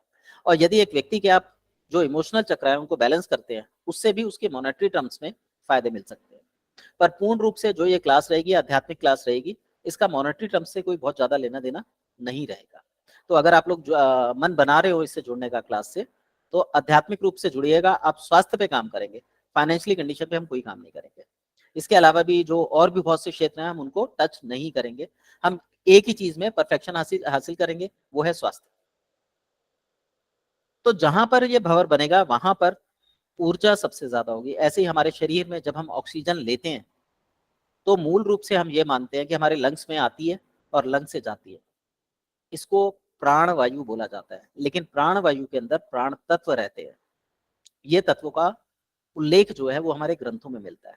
तो जब हम श्वास लेते हैं तो प्राण वायु हमारे लंग्स में जाती है, लंग्स के थ्रू ये खून में मिलती है और खून के थ्रू ये छोटे छोटे सेल्स तक पहुंचती है और वहां से पूरा प्रोसेसिंग होके फिर वो ऑपोजिट प्रकार की प्रक्रिया घटती है। अब यहाँ क्या होगा कि जो प्राण तत्व हैं, जब हम सूक्ष्म रूप स्थूल रूप की बात करते हैं तो बेसिकली वो एक प्रोसेस के रूप में छोटे छोटे सेल तक जाते हैं। लेकिन जब हम कारण रूप की बात करते हैं तो ये माना जाता है कि प्राण तत्व श्वास के माध्यम से हमारे शरीर में आते हैं और उसकी जो चलने की गति है वो नाक से जब हम लेते हैं तो वो पहले ऊपर की ओर जाएगा, फिर वो नीचे की ओर आएगा, नीचे से आके वो फिर आगे की तरफ से ऊपर की ओर आएगा, यानी एक तरह की एक साइकिल क्रिएट करता है ये इस तरीके से। और इसी साइकिल के अंदर वेरियस पॉइंट्स बनते हैं, वेरियस बिंदु बनते हैं, जिसे हम चक्रा बोलते हैं। यहां पर ऊर्जाओं का प्रभाव सबसे ज्यादा रहता है, प्राण तत्व का प्रभाव सबसे ज्यादा रहता है। आप इसको ऐसे भी समझ सकते हैं कि बिजली पैदा करने के लिए नदी पर एक गोल चक्र लगाया गया, जब वो गोल चक्र पानी के प्रवाह से घूमा तो घूमने की गति से बिजली उत्पन्न हुई, तो एक बड़ा संयंत्र लगाया गया, बड़े से छोटा संयंत्र लगा, छोटे से और छोटा, और करते करते आपके घर में एक छोटे बिजली के जो मीटर होते हैं माध्यम से 2 किलोवाट 3 किलोवाट बिजली मिल रही है, जबकि जो नदी बिजली बना रही है वो हजारों किलोवाट एक बार में बना रही है। ऐसे ही जब हम श्वास लेते हैं उसमें हजारों किलोवाट बिजली या वायु तत्व होता है, पर जब वो ऑर्गन पे पहुंचता है तो जिस ऑर्गन को, जिस चक्रा को जितने वॉट का बनाया गया वो उतनी एब्जॉर्बेंट करता है और बाकी बची खुची को वापस भेज देता है या अपने पास भविष्य के लिए स्टोर करके रखता है। क्लियर? अब यहां पर हम क्या करते हैं, आप लोग प्लीज इसको छेड़िए मत, कनेक्टिविटी टूटेगी उससे।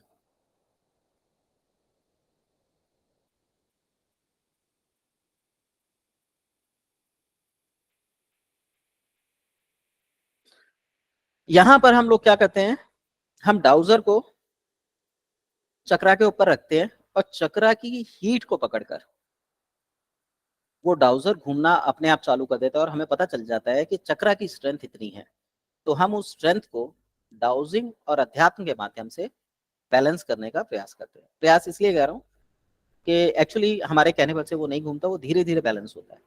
इसके लिए व्यक्ति आपके पास हो तो आप 2 टेक्निक का इस्तेमाल करते हैं। एक जिसे बार टेक्निक बोला जाता है, जो आप देख रहे हैं माथे पे हमारी 3 विशिष्ट नसें निकलती हैं जो हमारे शरीर से हमारे पूरा प्राण तत्वों को कनेक्ट करती हैं, तो एक हम उसके माध्यम से और दूसरा डाउजर के माध्यम से ये कर सकते हैं। इसके द्वारा आप वास्तु विश्लेषण कर सकते हैं, डाउजर के द्वारा अंक इत्यादि के बारे में जो मैंने बताया वही चीजें जानने की हैं, घटनाओं को देख सकते हैं, अपने स्वास्थ्य का निरीक्षण कर सकते हैं। ठीक है, तो ये सारी चीजें आप डाउजर के माध्यम से जान सकते हैं। ठीक है, अब यदि आपका किसी का कोई सवाल है, कुछ पूछना चाहते हैं तो पूछ लीजिए। अभी हम फिर सेकंड सेशन चालू करेंगे आपके सवालों के बाद, उसमें हम चक्रा के बारे में बात करेंगे। जी, कोई सवाल है आपका? सर मैं सुनील शर्मा पूछना जी, चाहती हूँ। एक मिनट, एक एक हैंड रेज करके पूछिएगा ताकि कंफ्यूजन नहीं होगी। सुनील शर्मा जी बोलिए। सर आपने बताया कि हमारा जो लेफ्ट साइड है वो लॉजिकल माइंड है हाँ जी, और जो हमारा राइट साइड है वो सबकॉन्शियस माइंड है। क्रिएटिव। बट कहा ये जाता है कि जो हमारा लेफ्ट साइड होता है वो सबकॉन्शियस है और राइट साइड लॉजिकल है। आप ऐसा कह सकते हैं, ये फिजिकल वर्ल्ड में है। जो हमारा स्पिरिचुअल वर्ल्ड में है उसमें हम शिव और पार्वती को लेते हैं, तो आप देखेंगे जब भी अर्धनारीश्वर की बात होती है तो पहले शिव आते हैं, बाद में पार्वती आते हैं। शिव तत्व का रूप है, इनके पास जब तक शक्ति ना हो ये किसी काम के नहीं है, इसलिए ये टोटली क्रिएटिव है। और जैसे ही इनको शक्ति का साथ मिलता है ये विध्वंसक बन जाते हैं, यानी ये कुछ भी करने की क्षमता रखते हैं। इसलिए शक्ति को क्रिएटिव सॉरी शक्ति को लॉजिकल और शिव को क्रिएटिव माना गया है। शिव पहले संसार को पैदा करते हैं फिर उसको नष्ट करते हैं, तो ये एक साइकिल इस तरीके से बनाई गई है। इसलिए राइट ब्रेन को क्रिएटिव और लेफ्ट ब्रेन को लॉजिकल बोलेंगे, और ये हमारी बॉडी पे ऑपोजिट असर रखेंगे। जो हमारा राइट बॉडी पार्ट है वो लेफ्ट के द्वारा संचालित होगा, और जो हमारा राइट बॉडी पार्ट है वो हमारे लेफ्ट ब्रेन द्वारा संचालित होगा। आज का विज्ञान भी इस बात को मानने लगा है। बट सर इसमें ये कहा जाता है कि किसी भी चीज को आपको पाना है ना, वो चीज आप लेफ्ट हैंड पे लिखते हो तो वो सबकॉन्शियस माइंड उसको ज्यादा पकड़ता है और वो चीज होना स्टार्ट हो जाती है। कभी भी ये नहीं बोला जाता कि आप राइट हैंड से एक चीज को लिखें। देखिए, ये आपने बिल्कुल ठीक बोला। मैंने अभी बोला कि आपका right brain left body part को कंट्रोल करता है, तो जब आपने लेफ्ट ब्रेन पे लिखा है तभी तो राइट ब्रेन को इंडिकेशन मिले। ओके, ठीक है, ठीक है, thank you. Any other question? आप अपना हाथ डाउन कर लीजिए। किसी और को क्वेश्चन है जी? व्हाट इज थर्ड मैन में जी दीपा जी बोलिए। सर मैं ये कह रही हूँ, जैसे आपने कहा कि बॉडी में इलेक्ट्रिसिटी फ्लो करती है, तो जैसे कुछ लोगों को कोई भी चीज मतलब इवन इंसान से ही करंट आता है जी या कहीं मेट्रोज में या इंसान से ही करंट आता है, तो सर वो उसमें कुछ मैटर करता है? नहीं, ये जो करंट आपको आ रहा है ये आपकी बॉडी की डेफिशिएंसीज की वजह से, जो जी सर। वातावरण में जो इलेक्ट्रोमैग्नेटिक करंट्स फैले हुए हैं, जैसे जी आपका ये 5G और रेडियो की जो वाइब्रेशंस होती हैं, फ्रीक्वेंसीज होती हैं, जी। उनकी वजह से करंट महसूस होता है। इसका लेकिन सर 5G तो अभी आया है, उससे पहले से ही है ये प्रॉब्लम काफी, ये मतलब। नर्व्स की प्रॉब्लम होती है, इसका इससे कोई लेना देना नहीं है। जी सर, हाँ जी, थैंक यू। ओके जी। सुनील शर्मा जी। सर ये जो हीलर का कोर्स है वो आप अलग से रखेंगे ये 3 दिन के कोर्स के अलावा, जिसमें आप पूरी सर्टिफाइड हीलर कोर्स होगा ये? सर अभी ये सर्टिफाइड नहीं है, अभी ये सिर्फ बेसिक लेवल है जिसमें आप डाउजर से कनेक्ट होना सीखेंगे और इसके साथ साथ जी। चक्रों को बैलेंस करना सीखेंगे, वो डाउजिंग में ही इंक्लूड होगा। ओके, तो जो हम ये हिप्नोटिज्म के लिए यूज करते हैं वो नहीं होगा इसमें, या वो होगा? सर हिप्नोटिज्म एक अलग टेक्निक है, उसका इससे कोई लेना देना ओके नहीं। ओके, क्योंकि कई बार मैंने देखा है हिप्नोटिज्म की जो क्लासेस होते हैं ना, उसमें भी ये डाउजिंग का यूज किया जाता है सर मैं हिप्नोटिज्म इंडक्शंस के लिए। सर मैं 20 सालों से इस फील्ड में काम कर रहा हूँ और मैं एक सर्टिफाइड हिप्नोथेरेपिस्ट हूँ, जी। बट मुझे मेडिकल में ज्यादा इंटरेस्ट आता है और उससे ज्यादा इंटरेस्ट आता है प्रकृति की जुड़ी रहस्य को जानने में। तो मैं ज्योतिष भी पढ़ाता हूँ, ओके वास्तुशास्त्र भी पढ़ाता हूँ, मैं बहुत सारी चीजें पढ़ाता हूँ। मुझे किसी की प्रैक्टिस करने में मजा नहीं आता, इवन डॉक्टरी में भी प्रैक्टिस में मैं ज्यादा एंजॉय नहीं करता। मुझे पढ़ाना, बताना, सिखाना ये ज्यादा अच्छा लगता है और मैं चाहता हूँ कि जो लोग मुझसे सीखें वो आगे बढ़े। तो इनमें काफी लोग मेरे स्टूडेंट भी होंगे, वो समझ सकते हैं कि मैं उनको किस तरीके से बताने की कोशिश करता हूँ। मतलब उनके थ्रू आप पूछ सकते हैं कि मैं किस तरीके से, मतलब जब तक आपको समझ नहीं आती मैं तरह तरह से आपको अलग अलग एंगल से बताने की कोशिश करता हूँ। तो मुझे इन चीजों में ज्यादा मजा आता है। इस कोर्स के अंदर आपका जो रहेगा वो ये रहेगा कि आप 7 चक्रास के बारे में, उनकी स्ट्रेंथ के बारे में, उनकी वर्किंग कैपेबिलिटीज के बारे में, शरीर से उनके रिलेशन के बारे में और उनको हील करने के बारे में 1 A to Z सारा सीखेंगे। ठीक है, थैंक यू। ठीक है। चंचल जी आप कुछ पूछना चाह रहे थे, आपका कोई सवाल था?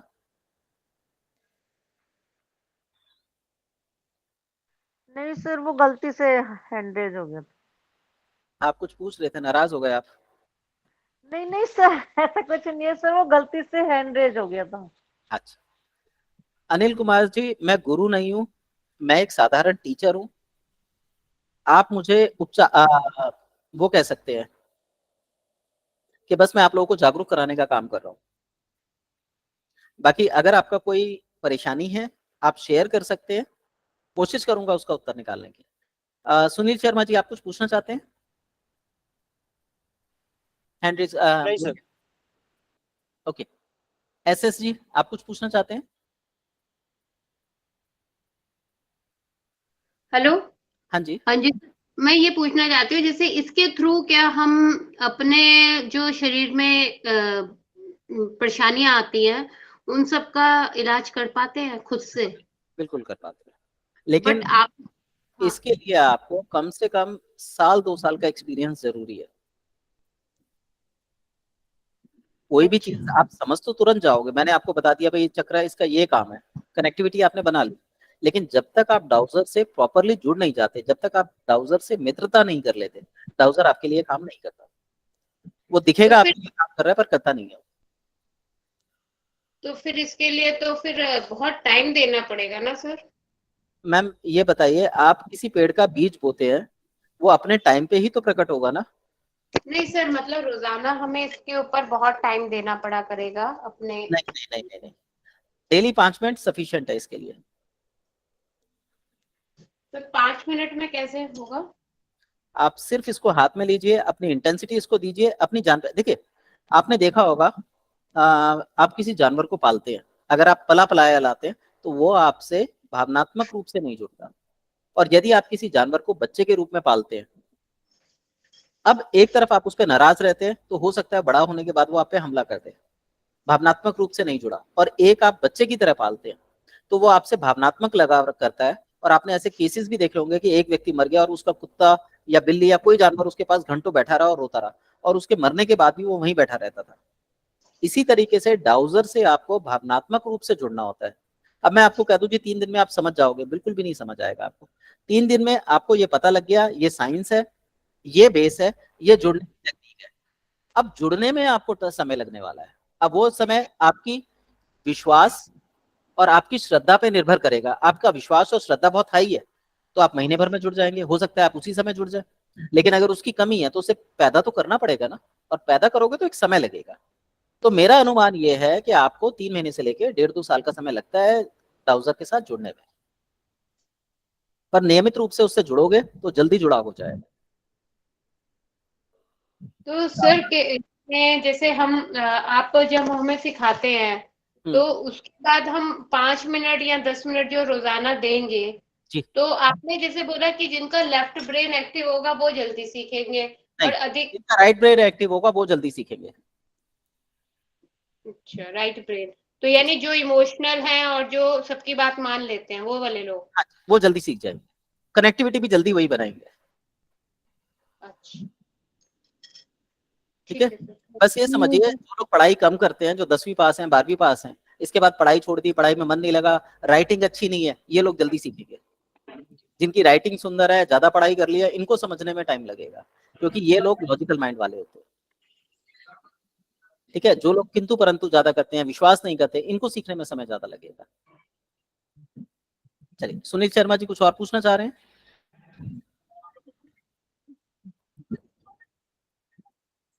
जी दीपा जी। अमोल जी 1 मिनट, अमोल जी आपका क्वेश्चन मैं समझ नहीं पा रहा हूँ। What is third man? चेतन, अवचेतन एंड, अच्छा थर्ड मन, चेतन, अवचेतन, अचेतन। ओके जी, जी बोलिए। सर मैं ये हाँ जी, सर मैं ये पूछना चाह रही हूँ कि जैसे किसी को किसी भी तरीके की प्रॉब्लम होती है, चाहे फिजिकल हो मेंटल हो, तो जो ड्राउजिंग है वो इन सभी कामों में हेल्प करती है। इसके अलावा भी ये बहुत सारे काम करवा देगी आपके। सर जैसे अगर कोई पेशेंट है, मतलब वो ड्राउजिंग के लिए आता है, जैसे उसको काफी टाइम से ब्रीदिंग प्रॉब्लम रही या कोई बड़ी सारी प्रॉब्लम्स रही किडनी की, तो उन सबको बताने में वो हेल्प करेगा, क्योंकि रिपोर्ट्स में कुछ नहीं आया चेकअप कराने पर। हेल्प करेगा जी सर, तो सर उसकी रेमेडीज दी जाएंगी फिर? रेमेडीज देने की जरूरत नहीं है, आप केवल उसी डाउजर के माध्यम से मेडिटेट करके उसको ठीक कर सकते हैं और रिजल्ट भी आएंगे। सर सेम मोमेंट पे, एक सेटिंग में? 1 सेकंड में काम नहीं करता, लेकिन विद इन 5-10 मिनट्स आपको रिजल्ट दिखाई देने चालू हो जाएंगे। बॉडी को हील होने में, कनेक्टिविटी होने में टाइम तो लगेगा, जैसे कनेक्टिविटी बनेगी रिजल्ट दिखने चालू हो जाएंगे। और इसके अलावा भी आप बहुत से ऐसे सवाल जवाब कि मेरा ये काम होगा नहीं होगा, मुझे ये काम करना चाहिए नहीं करना चाहिए, ऐसे भी उत्तर देगा वो। सिर्फ बॉडी के लिए नहीं है, ये दोनों को लेके चलो। सर ये टैरेट कार्ड से ज्यादा काम करता है? हाँ बिल्कुल। जी सर, थैंक यू सर। जी एस जी। सर एक चीज ये जानना चाहती थी, ये ड्राउजिंग से हमें मतलब सिर्फ मेडिकली हीलिंग का ही पता चल पाएगा जो आपने समझाया ना? देखिए इसमें अनलिमिटेड वो है, कनेक्टिविटीज है। आप इसके थ्रू बहुत कुछ चीजों को जान सकते हैं, पर हम जो अभी जुड़ना सीखेंगे, अगर बहुत कुछ चीजों को मैंने जोड़ा तो आप कंफ्यूज हो जाएंगे, इसलिए मैं मेडिकल को लेके चला हूं। जब हमें एक चीज क्लियर हो जाएगी, बाकी चीजें अपने आप क्लियर होती जाएगी। हमारे यहाँ एक कवदंती भी है, लकोक्ति कहूंगा, कवदंती नहीं है, लोकोक्ति है, एक साधे सब सधे, सब साधे सब जाए। यानी अगर आप एक चीज साथ लेते हैं तो आपको सब कुछ मिल जाएगा, और यदि आप सब साधने की कोशिश करेंगे तो समझ कुछ नहीं आता। इसलिए मैंने विशेष रूप से चक्रा को लिया है, क्योंकि ये आज का एक हॉट टॉपिक है और आपका एक अर्निंग का सोर्स भी बन सकता है। क्लियर? ठीक है सर अब जैसे इसमें कई चीजें होती है, जैसे जो जिनकी कई लोगों से मतलब बन नहीं पाती, जो स्थिर माइंड के नहीं है और लड़ाई झगड़ा ज्यादा करते हैं, तो फिर वो तो सीख नहीं पाते होंगे। हाँ, वो नहीं सीख पाएंगे, लेकिन अगर उनकी सीखने की इच्छा है तो उनको कुछ सूत्र दिए जाते हैं, कुछ टेक्निक्स दी जाती हैं, वो उनका पालन करने लगते हैं, बॉडी में चेंजेस आ जाते हैं। चेंजेस आने के बाद वो धीरे धीरे सीखते चले जाते हैं। सीखने की इच्छा का होना भी चीज है। तो फिर मतलब जैसे जो जिसकी ज्यादा एंजाइटी रहती है, लड़ाई तत्व ज्यादा रहता है, और अगर वो सीखना चाहे तो उसके लिए फिर पहले कैसे करना पड़ेगा? पहले देखिए, आपसे सबसे पहले आपको डाउजर पे विश्वास होना चाहिए। दूसरा, आप में परिवर्तन की इच्छा होनी चाहिए। अब आपको पता है कि आपको गुस्सा ज्यादा आता है, या आप किसी के पास जाते हो तो दूसरा आपसे लड़ पड़ता है, लेकिन कभी भी सामने वाला हमसे लड़ाई नहीं करता, वो हमें उकसाता है लड़ाई करने के लिए। तो हमें इन बारीकियों को समझना पड़ता है और इन पे काम करना होता है। तो जब इन पे काम करोगे तो धीरे धीरे मात्र 2-3 महीने में अंतर आ जाता है। तो इसलिए मैंने बोला कि डाउजर सीखने में 3 महीने से लेकर 2 साल तक का समय लग जाता है। तो अगर आप उसको तुरंत मान लोगे तो वो तुरंत काम करने लगेगा, अगर आप उसको मानने में थोड़ा समय लगाओगे तो थोड़े समय बाद काम करेगा, पर काम करता है। और जिस दिन आप पहली बार नेक्स्ट संडे को जब आप डाउजर पकड़ोगे, अगले संडे से ही डाउजर की कनेक्टिविटी आपसे बन जाएगी। बनने के बाद आप उसे यस नो में मूव तो कर सकते हैं, लेकिन जब आप सेकंड टेक्निक पे जाएंगे तब आपको पता लगेगा कि डाउजर से कनेक्टिविटी वास्तव में हुई है या नहीं हुई है। तो पहले तो बेसिक पहला कदम तो उठाएं, तभी तो हम दूसरे या तीसरे पे पहुंचेंगे। बाकी उपाय सारे होंगे। जी Shivshankar ji. Sir good morning sir. Good afternoon sir. ये कोर्स के बाद और भी कोर्स रहेगा सर इसमें? हाँ सर, इसमें बहुत से ऐसे कोर्सेज हैं, बहुत डेप्थ में नॉलेज है इसकी। अगर आप आगे सर। और सीखना चाहते हैं तो आगे की और क्लासेस भी अरेंज कर ली जाएंगी। ठीक है सर, अच्छा है सर। और किसी का कोई क्वेश्चन है तो पूछ लीजिए, देन हम सेकंड पे चलते हैं। जी फागुनी जी। फागुनी जी, आप क्या पूछना चाह रहे हैं?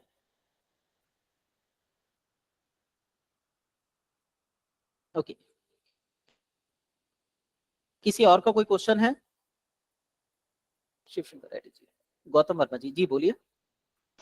सर इसका कंप्लीट कोर्स कितने टाइम का है और क्या फीस रहेगी जो इसमें सब कुछ सिखाता है? कोर्स है, इसमें आपको बेसिक डाउजर पकड़ना और डाउजर चलाना और डाउजर से और उसके बाद चक्रा हीलिंग, चक्रों की कनेक्टिविटी को चेक करना, ये 5-6 टॉपिक रहेंगे आपके। सर इसमें वास्तु वगैरह का भी आप सिखाएंगे कि कैसे चेक कर सकते हैं या?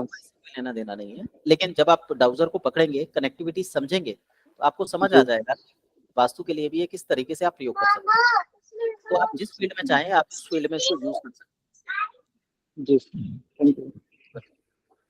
और किसी का कोई क्वेश्चन? ओके जी सर। जी सॉरी मैं डिस्कनेक्ट हो गई थी सर।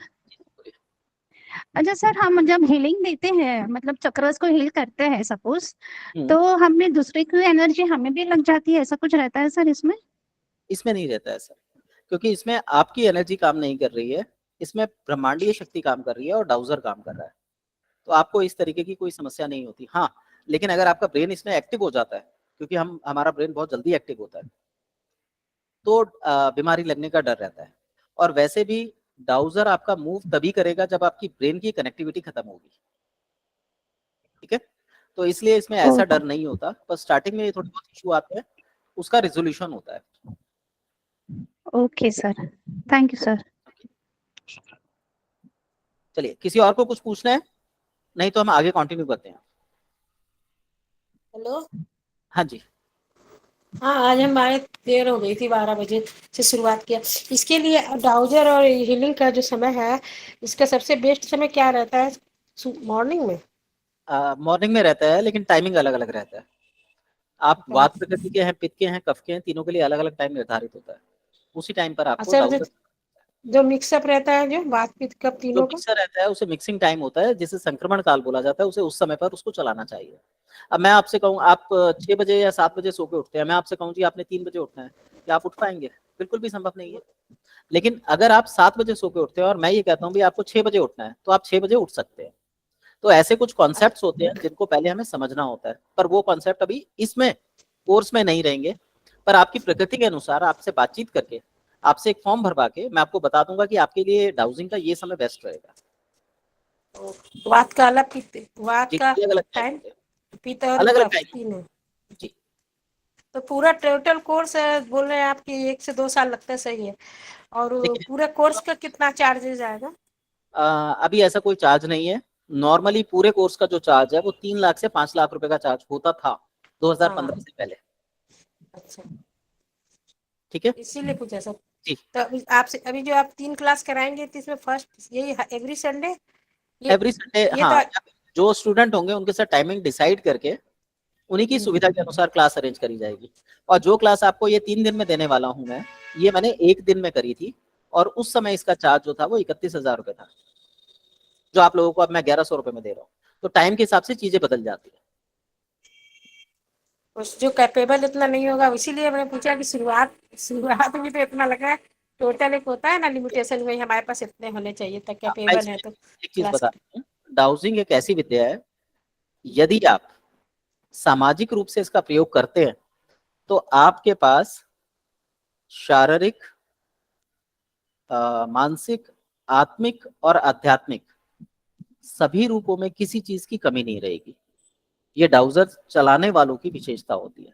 वो पैसे के पीछे नहीं भागते, पैसा उनके पीछे पीछे आता है। तो इसलिए जब डाउजर चलाना शुरू करते हैं तो एक बार को लगता है कि हमने इन्वेस्ट किया, लेकिन उसके बाद ये लगने लगता है कि ये तो कुछ भी नहीं है। आप किसी अच्छे ज्योतिषी से मिलिए। अब नॉर्मली ज्योतिष में होता क्या है, बेसिक कोर्स कर लिया, हमें लगता है कि हमें ज्योतिष आ गई, पर उत्तर के लिए हम फिर दूसरे ज्योतिष के पास जा रहे हैं, तीसरे के पास जा रहे हैं। जो प्रोफेशनल होते हैं आज भी उनका कोर्स 2.5 लाख 5 लाख रुपए के करीब होता है। तो समय देना पड़ता है सीखने के लिए, पैसा लगता है सीखने के लिए।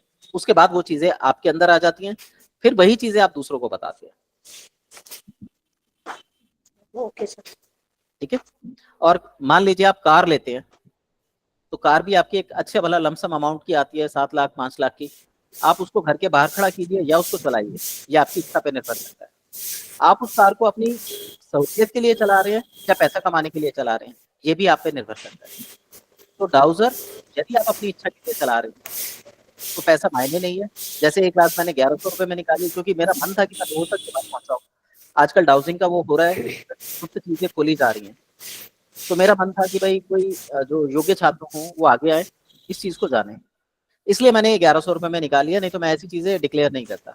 और इसमें शायद सुमन जी हैं, वो एक मे बी ग्रुप में। सुमन जी आप हैं, सुमन मल्होत्रा जी? आई थिंक शायद वो क्लास में ज्वाइन नहीं हुई है। Sir, I'm here. Okay. आप एस्ट्रोलॉजर? Yes, sir. जी, ये काफी रेपुटेटेड एस्ट्रोलॉजर हैं और डाउजिंग में ये मेरी क्लास में आई थी। जी, आई थी मैं सर। और मेरे ख्याल से मेरा जो एक एक्सपीरियंस जो करके दिखाया कि डाउजर शायद आप ही के हाथ में था जब मैंने उसे ऑपोजिट रोटेट किया था, या वो Yes, sir. Correct, sir. आप ही थे? जी सर। डाउजर इन्होंने पकड़ा हुआ था, ये अपने हिसाब से चला रहे थे और मैंने उसको ऑपोजिट रोटेट करके दिखाया था। तो डाउजर तब माना जाता है जब हाथ में किसी और के हो और चला आप रहे हो, तब माना जाता है कि डाउजिंग की कनेक्टिविटी आपसे बन गई है। ठीक है। अब ये जो चीजें हैं, ये आपको जो छोटी छोटी क्लासेस होती है इनमें कभी नहीं सिखाई जाती, ना बताई जाएगी ना सिखाई जाएगी। आपको इन्फॉर्मेशन दे दी जाएगी, ये डाउजर है, ऐसे पकड़िए, ऐसे चलाइए। अगर हम बेसिक इंक्वायरी भी देंगे तो चलेगा ही नहीं। लेकिन डाउजिंग एक बहुत वाइड, बहुत बड़ा सब्जेक्ट है। पानी देखो हमें। ठीक है। जी, आप कुछ पूछना चाह रहे हैं? नेक्स्ट संडे से सर क्या करें? तो फिर अभी तो आपने आज सिखाया समझाने के लिए free of cost, next Sunday के लिए पैसा पे करना पड़ेगा ना सर? 1100 रुपए देने होंगे आपको डाउजर। अच्छा ठीक है सर। डाउजर देंगे तो ऑनलाइन अपने एड्रेस पर हाँ, आएगा पे आप भेज सकते हैं। ठीक है। और 3 2 5 6 3 मैक्सिमम 6 सीटें हैं। क्लियर? ओके। शिव शंकर जी आप कुछ पूछना चाह रहे हैं? टोटल क्लास करेंगे सर? 1 मिनट। जी, 3 क्लासेस होंगे टोटल। हाँ 3 क्लास। एक आज कितना की परसेंट तक?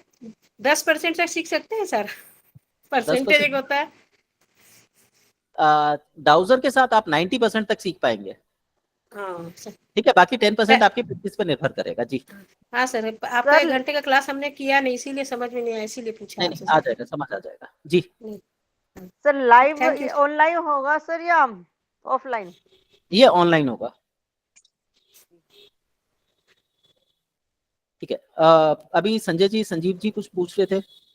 तो टाइमिंग्स क्या रहेंगे वैसे और डेट वगैरह क्या रहेगी? लगभग अभी कोई निर्धारित नहीं है। नेक्स्ट क्लास आपकी संडे को होगी, या फिर मैं जो ग्रुप में पेड मेंबर्स होंगे उनको उनके द्वारा पूछूंगा कि कौन सा टाइम आप लोगों को सूट करता है। जो टाइम सूट करेगा हम उस समय पर उसकी क्लास रखेंगे। ठीक है सर। सर संडे को या वीकडेज में भी हो सकती है? ये उन मेंबर्स पे निर्भर करेगा जो उनकी कन्वीनियंसी के हिसाब से होगा। ठीक है सर, ठीक है, थैंक यू। जयश्री जी, जयश्री शाह, आप कुछ पूछना चाहते हैं?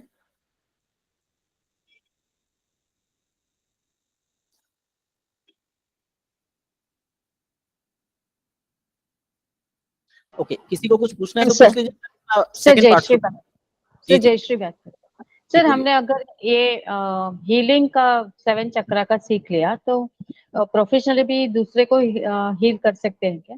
बिल्कुल मैम, कर सकते हैं ना, इसी 3 क्लास करके ही कर सकते हैं। मैं इसीलिए कह रहा हूँ कि अगर आपके कोई क्वेश्चन है तो पूछ लीजिए, ताकि हम सेकंड पार्ट पे भी जल्दी से जल्दी शुरू करें। हाँ, यही सर, यही पूछना है। ओके, ओके, थैंक ठीक है, यू। मैं सेकंड पार्ट शुरू कर रहा हूँ। अब आपके जो भी क्वेश्चंस हो उसके बाद लेंगे। अब हमारा जो सेकंड ऑप्शन है, सेकंड पार्ट है, वो है चक्रास का। जैसा मैंने बताया कि नदी के अंदर भंवर बनते हैं, ऐसे ही हमारे शरीर के अंदर भी वायु तत्व के भंवर बनते हैं। इनको चक्रा बोला गया है। और ये भंवर जो है अधिकतर आपके ग्लैंड्स जो होते हैं, जो मेन ग्लैंड्स हैं, उनके आसपास बनते हैं। तो उनको ऊर्जा देने का, उनको सीक्रेट करने का, उनकी इंटेंसिटी को मापने के लिए हम लोग ग्लैंड्स का प्रयोग करते हैं। ठीक है, तो सबसे पहले हम दिमाग की बात करते हैं, जो असीम है, जिसे हम सबकॉन्शियस माइंड बोलते हैं। तो इसको हम सहस्त्रार चक्रा के नाम से जानते हैं। इसके नीचे आज्ञा चक्रा है, जो हमारी दोनों बाहों के बीच में बताया गया है। इसको इंडिकेट करने के लिए हमारा पीनियल और पिट्यूटरी ग्लैंड होता है, या ये कह सकते हैं कि आज्ञा चक्र के माध्यम से पीनियल और पिट्यूटरी ग्लैंड कार्य करते हैं। फिर विशुद्धि चक्र होता है, ये थायराइड और पैराथायराइड के लिए होता है। फिर अनहद चक्र होता है, ये आपका जो थाइमस ग्लैंड होता है उसके लिए होता है, जो हार्ट के बीच में होता है। ये हार्ट पे पेरिकार्डियम नामक लेयर के लिए काम करता है, जो हमारे हृदय को मजबूत या कमजोर बनाती है। उसके बाद फिर आता है आपका डाइजेशन के लिए आता है सूर्य चक्र, मणिपुर चक्र। मणिपुर चक्र जो है ये आपका डाइजेशन, जो भी हमारे शरीर में डाइजेशन या मेटाबॉलिज्म होता है उसको कंट्रोल करता है। इसके बाद आता है स्वादिष्टान, जो हमारी बॉडी में जल को रेगुलेट या बैलेंस करता है। डाइजेशन में आपके ऑर्गन आ जाते हैं, पैनक्रियाज, लीवर, गॉल ब्लैडर इत्यादि। वहीं स्वादिष्टान में आपकी किडनी और एड्रिनल ग्लैंड आता है। उसके बाद मूलाधार चक्र है, जो हमारे जेनेटल पार्ट्स है।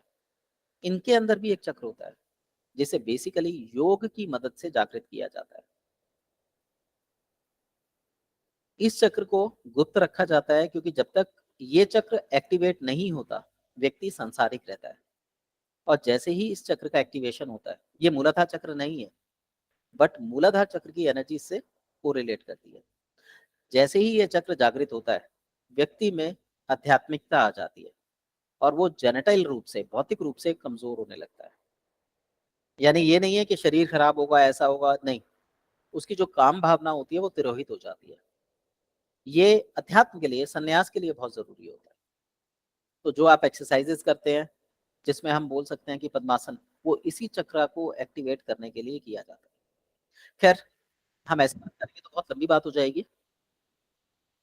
तो चक्रास पे आते हैं। चक्रास प्राण तत्वों का एक संयुक्त रूप है, जो एक भंवर के रूप में घूमता रहता है। ये भंवर क्लॉकवाइज भी हो सकता है और एंटी क्लॉकवाइज भी हो सकता है। अगर ये भंवर क्लॉकवाइज है तो आप में उस चक्र की ऊर्जा पूर्ण रूप से व्यक्त हो रही है, घूम रही है। और यदि ये चक्र भंवर ऑपोजिट चल रहा है तो आपकी ऊर्जा कमजोर हो जाएगी, और ऊर्जा कमजोर होगी तो आपके शरीर में उस स्थान पर जहां जहां ये चक्र अपनी एनर्जी को भेज रहा है, जहां जहां पे रक्त और रस उस स्थान पर चल रहा है और उस चक्र से कंट्रोल हो रहा है, वो ऑर्गन कमजोर होते चले जाएंगे। तो हम केवल डाउजर को चक्र विशेष पर रख के ऊर्जा को माप सकते हैं, और हमें पता होना चाहिए कि कौन सा चक्रा किस ऊर्जा को डिनोट करता है, तो हम आसानी से जान सकते हैं कि ये जो है अपना एनर्जी वहां पे किस तरीके से काम कर रही है।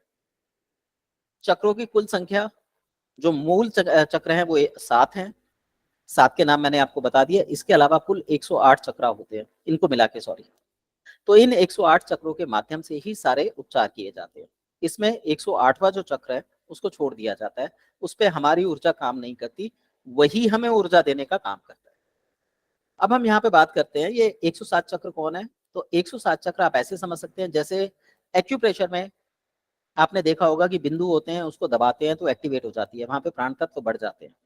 यहाँ पे आपको व्यक्ति को छूने की जरूरत नहीं है, वो ब्रह्मांड के किसी हिस्से में बैठा हो, आप उस एनर्जी को एक्टिवेट कर सकते हैं थ्रू डाउजर।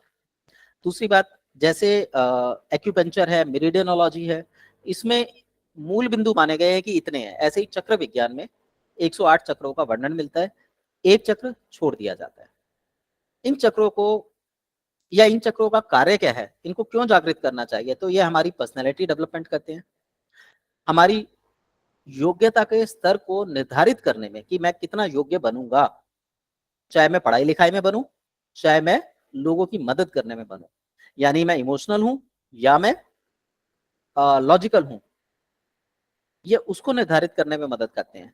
सिंपल भाषा में बोलूं तो आपके शरीर में जो भी हार्मोन्स सीक्रेट होते हैं उनको रिलीज करना और बांधना इन्हीं चक्रों का काम होता है। तो बॉडी में जितने भी विचार क्रिएट होते हैं, जितने भी आपकी बॉडी में डेफिशिएंसीज क्रिएट होती हैं, जितनी भी आपकी बॉडी एनर्जेटिक होती है, वो कहीं ना कहीं हार्मोन्स के द्वारा रेगुलेट की जाती है, और हार्मोन्स ग्लैंड्स के द्वारा रेगुलेट किए जाते हैं, और ग्लैंड्स इन चक्रों के माध्यम से, प्राण तत्व के माध्यम से रेगुलेट किए जाते हैं। उनकी एक इंटेंसिटी होती है काम करने की, तो उस इंटेंसिटी को हम इन चक्रों के माध्यम से समझ सकते हैं।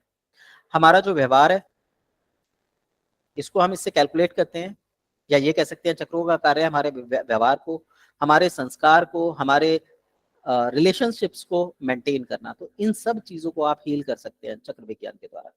चक्र विज्ञान मतलब डाउजिंग के द्वारा। आप में जो अट्रैक्शन पावर है, आप जैसे एक व्यक्ति आपने देखा होगा बहुत ज्यादा मेकअप लगाता है फिर भी लोग उसकी तरफ अट्रैक्ट नहीं होते। एक व्यक्ति बिल्कुल सिंपल दिखता है, रंग भले ही काला हो, सादा हो, पर फिर भी उसमें एक अट्रैक्शन नजर आती है, तो वो प्राण तत्वों की अट्रैक्शन होती है, जिसे हम साधारण भाषा में ऑरा भी बोल देते हैं। पर ऑरा और अट्रैक्शन, जो अट्रैक्शन की पावर है वो अलग अलग है। ऑरा आपको अट्रैक्ट नहीं करता, अट्रैक्शन पावर आपको अट्रैक्ट करेगी दूसरे की ओर। हमारा मानसिक व्यवहार ये भी इसी के अंतर्गत आता है, और सबसे अंतिम कार्य है आनंद में रहना। अब आनंद में रहने का क्या मतलब है? आनंद में रहने का मतलब ये है कि आप एक ऐसी अवस्था में हैं जहां पर आपको किसी चीज का कोई विशेष प्रभाव नहीं पड़ता, ना आपको खाने की फिक्र है, ना पीने की फिक्र है, ना कमाने की फिक्र है, सारी घटनाएं अपने आप घटती हैं और संसार आपको देने के लिए बैठा होता है। आप जंगल में जाके भी बैठ जाएंगे, लोग आपको ढूंढते हुए वहां तक पहुंच जाएंगे। ये इसका अंतिम चरण होता है। आनंद में आप किसको जान सकते हैं? तो जो छोटा बच्चा है, नॉर्मली 2 साल से छोटा जो बच्चा है, जिसपे भाई पढ़ाई का बोझ नहीं आया, जिसे हमने काका का बोलना नहीं सिखा रहे, ऐसा बच्चा, वो आनंद की अवस्था होती है। वो खाते खाते खेल लेगा, खेलते खेलते सो जाएगा, तो यानी वो कुछ भी करने के लिए स्वतंत्र है और हर व्यक्ति उसकी ओर अट्रैक्ट होता है। ये है आनंद की अवस्था का स्वरूप। तो इस अवस्था को हम डाउजिंग के थ्रू, चक्रा बैलेंसिंग के थ्रू समझते हैं, सीखते हैं। तो चक्रा बैलेंस होने से हमारा शारीरिक, मानसिक, आत्मिक और आध्यात्मिक उन्नति होती है। अगर हमारा कोई चक्रा बैलेंस नहीं होता तो उस चक्र से जुड़े जितने भी हमारी बॉडी के फंक्शंस होते हैं, चाहे वो हार्मोनल हैं, चाहे ग्लैंड हैं, चाहे ऑर्गेनल हैं, उन सब में दिक्कत आनी शुरू हो जाती है। तो यहाँ पे हम थोड़ा सा उसका एक ओवरव्यू लेंगे। एक्चुअली ये कंप्लीट कोर्स ही है, आप इसे कंप्लीट मानिए कि जो मैंने बताना है मैं पूरा ही बता रहा हूँ, ठीक है। तो हम सबसे पहले जानते हैं मूलाधार चक्र को। मूलाधार के चक्र का जो रंग है वो लाल है। इसकी 4 पंखुड़ियां बताई गई हैं। ये बेसिकली पंखुड़ियों पे हम लोग डाउजिंग के दौरान काम नहीं करते। जब हम चक्र विज्ञान करते हैं तब हम इन पंखुड़ियों की भी बात करते हैं। एक एक पंखुड़ी आपके एक एक गुण या एक एक संस्कार को दर्शाती है। तो वो अभी हमारा टॉपिक नहीं है, तो हम उसको नहीं लेंगे, नहीं तो कोर्स बहुत बड़ा हो जाएगा। तो मूलाधार है, मूलाधार का रंग लाल है, इसमें 4 पंखुड़ियां हैं और ये हमारी टेल बोन से 2 उंगली ऊपर बताया गया है। 2 उंगल मतलब इस तरीके से अगर आप मापेंगे तो 2 उंगल ऊपर बताया गया है। इसके शारीरिक अंग हैं रीढ़ की हड्डी का निचला हिस्सा, इसके नीचे जितने भी ऑर्गन आते हैं, इसके बराबर में जितने ऑर्गन आते हैं आप उन्हें कैलकुलेट कर सकते हैं, जैसे किडनी,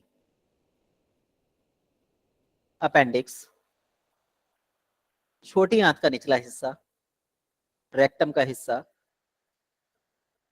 जो हमारा मलाशय होता है उसका हिस्सा, हमारे पैर, घुटने, हमारा इम्यूनिटी सिस्टम,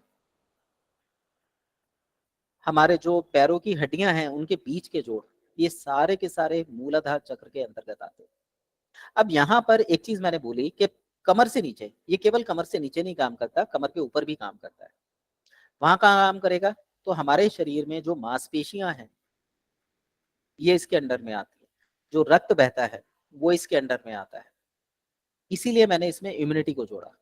हमारे शरीर में जितनी भी हड्डियां हैं वो सब, उसकी जो डेंसिटी होती है वो इसके अंतर्गत आती है। आजकल एक कॉमन समस्या है विटामिन डी की डेफिशिएंसी, विटामिन B12 की डेफिशिएंसी, वो इसी के अंतर्गत आती है। ऐसे ही जितने भी हड्डियों के जोड़ हैं उसको ये कवर करता है। अब अगर हम इस चक्र को जागृत कर लें तो हमारे अंदर इन सब चीजों को रेगुलेट किया जा सकता है। अगर किसी वजह से चक्र या भंवर उल्टा घूमने लगे, अगर सीधा घूम रहा है तो इन सब चीजों को हेल्दी रखेगा, जैसे हमारे अंदर जीवन जीने की इच्छा पैदा हो जाएगी, हम एनर्जेटिक होंगे, काम को मन लगाकर करेंगे, जल्दी सीखेंगे। जो व्यक्ति जिसमें मूलाधार चक्र एक्टिवेट होता है वो जीवन को जीता है। जीवन को जीने का मतलब है वर्तमान को महसूस करके जीता है, यानी फुल एंजॉयमेंट में जीता है। उसे फाइनेंशियली क्राइसिस नहीं होते, उसे फिजिकल प्रॉब्लम्स नहीं होती, तो ये सारी चीजें उसको मिलती हैं। जो व्यक्ति धरती से जुड़ के काम करता है उसको ये सब चीजें ऑटोमेटिकली बाय नेचर मिली हुई होती है। इसीलिए हम बोलते हैं कि भाई लोगों से जुड़कर काम करो और अपने आप को सुरक्षित महसूस करेगा, दिमाग में स्थिरता होती है, वो दिमागी रूप से खुश रहता है, लोगों की मदद करता है, साहसी होता है, लोगों पे भरोसा करता है। तो ये उसकी खूबियां है, या ये कह लीजिए वो नॉर्मली अगर हम बात करें आज की डेट के हिसाब से वो एक दबंग प्राणी होता है और लोगों के लिए वो कार्य को पैदा करता है और उनकी मदद करता है काम करने में। जिन लोगों का ये चक्र कमजोर होता है वो लोग डिप्रेशन में होते हैं, स्ट्रेस में रहते हैं, तनाव में रहते हैं। जो हमारा TSH लेवल है थायराइड ग्लैंड का वो बिगड़ जाता है इसकी वजह से, जीवन जीने की इच्छा खत्म हो जाती है, मरने की इच्छा होने लगती है, या उदास रहने लगता है व्यक्ति, गैस बहुत ज्यादा बनती है, हड्डियां कमजोर हो जाती हैं, जोड़ दुखने लगते हैं, चाहे घुटना हो, कमर हो, गर्दन हो। ठीक है, मन में हमेशा कोई ना कोई आशा रहती है कि ऐसा हो जाए तो ऐसा होगा, या मन में हमेशा कोई ना कोई डर बना रहता है, घबराहट रहती है किसी बात को लेके, कोई कुछ कह दे तो रोने का मन करने लगता है, कमजोरी आ जाती है। ऐसा व्यक्ति किसी पे जल्दी से विश्वास नहीं कर पाता, साहस की कमी होती है उसमें, शरीर नेचुरल सी बात है ऐसी कंडीशन में कमजोर ही रहता है, नेगेटिव विचारधारा बहुत ज्यादा रहती है, मन में हमेशा उल्टे सीधे विचार बने रहते हैं। बहुत ज्यादा व्यक्ति अपने आप से, अपने आसपास के लोगों से दुखी रहने लगता है। तो ये मूलाधार चक्र के लक्षण है कि जब मूलाधार चक्र कमजोर होता है तो क्या लक्षण होते हैं और मजबूत होता है तो क्या लक्षण होते हैं। ठीक है, यहाँ पे मैं एक ब्रेक लेता हूँ, यदि किसी का कोई सवाल हो, कुछ पूछना चाहें तो पूछ सकते हैं। सर अगर मूलाधार चक्र इनबैलेंस होता है तो सर उसी की वजह से पीरियड की भी प्रॉब्लम होती है। पीरियड की प्रॉब्लम रक्त की प्रॉब्लम है और मूलाधार की वजह से हो सकती है। जी सर। ठीक है, लेकिन इसमें अकेला मूलाधार काम नहीं करता, इसमें स्वादिष्टान भी इन्वॉल्व रहता है। जी सर। नॉर्मली जिस व्यक्ति का मूलाधार कमजोर होगा उस व्यक्ति के सेल्स, जो नॉर्मली हम लोग पढ़ते हैं कि भाई 7 माइक्रोन के होते हैं, उनका माइक्रोन कम होता है ये लोग ये जो एनेमिक होते हैं, अगर आप ज्योतिष में बात करें तो इन लोगों का मंगल कमजोर या खराब होता है, बदमंगल होता है। और ऐसे व्यक्ति बाहर वालों के साथ तो बहुत अच्छा बिहेव करते हैं, पर अपने परिवार वालों के लिए और विशेषकर जिनके साथ वो रहते हैं उनके लिए बहुत घातक होते हैं। उनके साथ ये मरने मारने पर तुल जाते हैं और बाहर वाले के आगे ये कुछ बोल भी नहीं पाते। ये लक्षण आते हैं। इन व्यक्तियों के हाथ पैरों में अक्सर दर्द पाया जाता है, जोड़ कमजोर पाए जाते हैं, खून की कमी होती है, थकावट रहती है, कमजोरी रहती है, शरीर दुबला पतला होता है, हाईली एनर्जेटिक होता है, भाग भाग के काम करते हैं और फिर एकदम से बिस्तरे पे बढ़ जाते हैं। थकान अधिकतर बनी रहती है इनको, केवल काम के प्रेशर से उठते हैं। पीठ के निचले हिस्से में दर्द रहता है। और महिलाओं में अगर आप देखेंगे जिनको पीरियड की दिक्कत होती है, लिकोरिया की शिकायत होती है, उनको भी सेम समस्याएं होती है। और इनके हाथ पैर जो हैं वो ठंडे रहते हैं, विशेषकर पैर ठंडे रहते हैं तो लंग्स गर्म हो जाते हैं। लंग्स गर्म होते हैं तो नेचुरल सी बात है कि उनके पास हाई एनर्जी होती है जो वो बाहर वालों पर नहीं निकाल सकते, तो वो अपने घर वालों पर निकालना चालू कर देते हैं। अगर कोई उनकी हाँ में हाँ करता है तब तो वो खुश रहते हैं, अगर कोई उनकी बात को काट दे तो वो उनका सबसे बड़ा शत्रु बन जाता है। वो उस व्यक्ति से बात करना, शक्ल देखना भी पसंद नहीं करेंगे उस व्यक्ति की।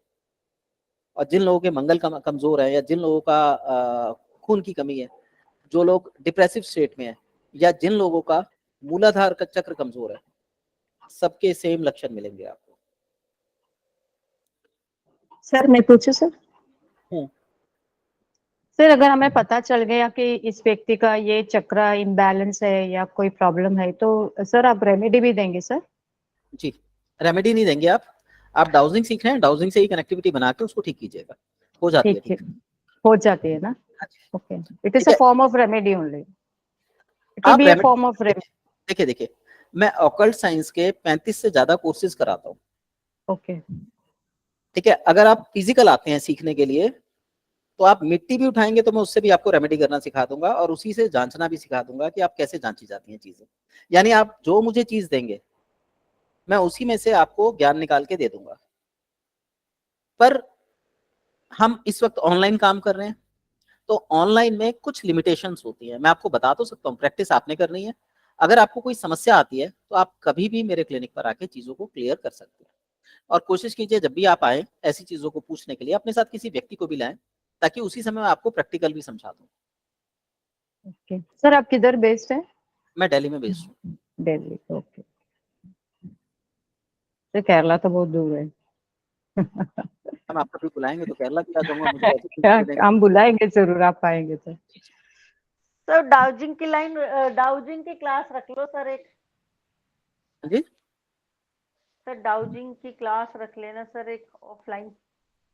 चंचल जी, आप डाउजिंग ही पढ़ रहे हैं, डाउजिंग की आज आपकी पहली क्लास है, आप फीस भर चुके हैं, भूल क्यों नहीं गए? नहीं सर, ऑफलाइन बच्चों को बुला के। अच्छा, बच्चों को बुला के, पहले आप बेसिक तो सीखिए, ऑनलाइन तो सीखिए, फिर इसके बाद ऑफलाइन भी रख लेंगे।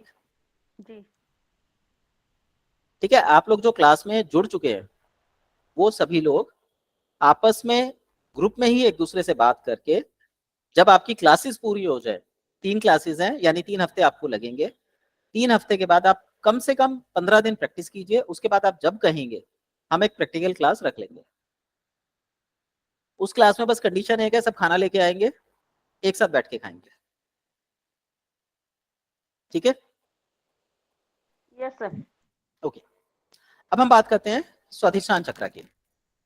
स्वाधिष्ठान चक्र जो है इसका जो रंग है, मैं सॉरी गलती कर गया, स्वाधिष्ठान चक्र जो है ये जो हमारी किडनी के ऊपर एड्रिनल ग्लैंड होते हैं ये उससे ऊपर पाए जाते हैं, ये उस क्षेत्र में पाए जाते हैं।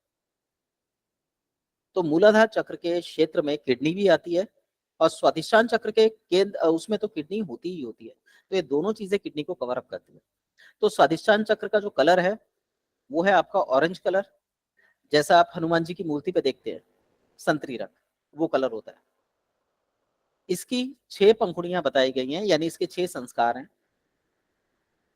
ये नाभि से 2 इंच नीचे अवस्थित होता है सेंटर में, तो लगभग जो एड्रिनल ग्लैंड की स्थिति होती है वो इसके नजदीक ही बनती है।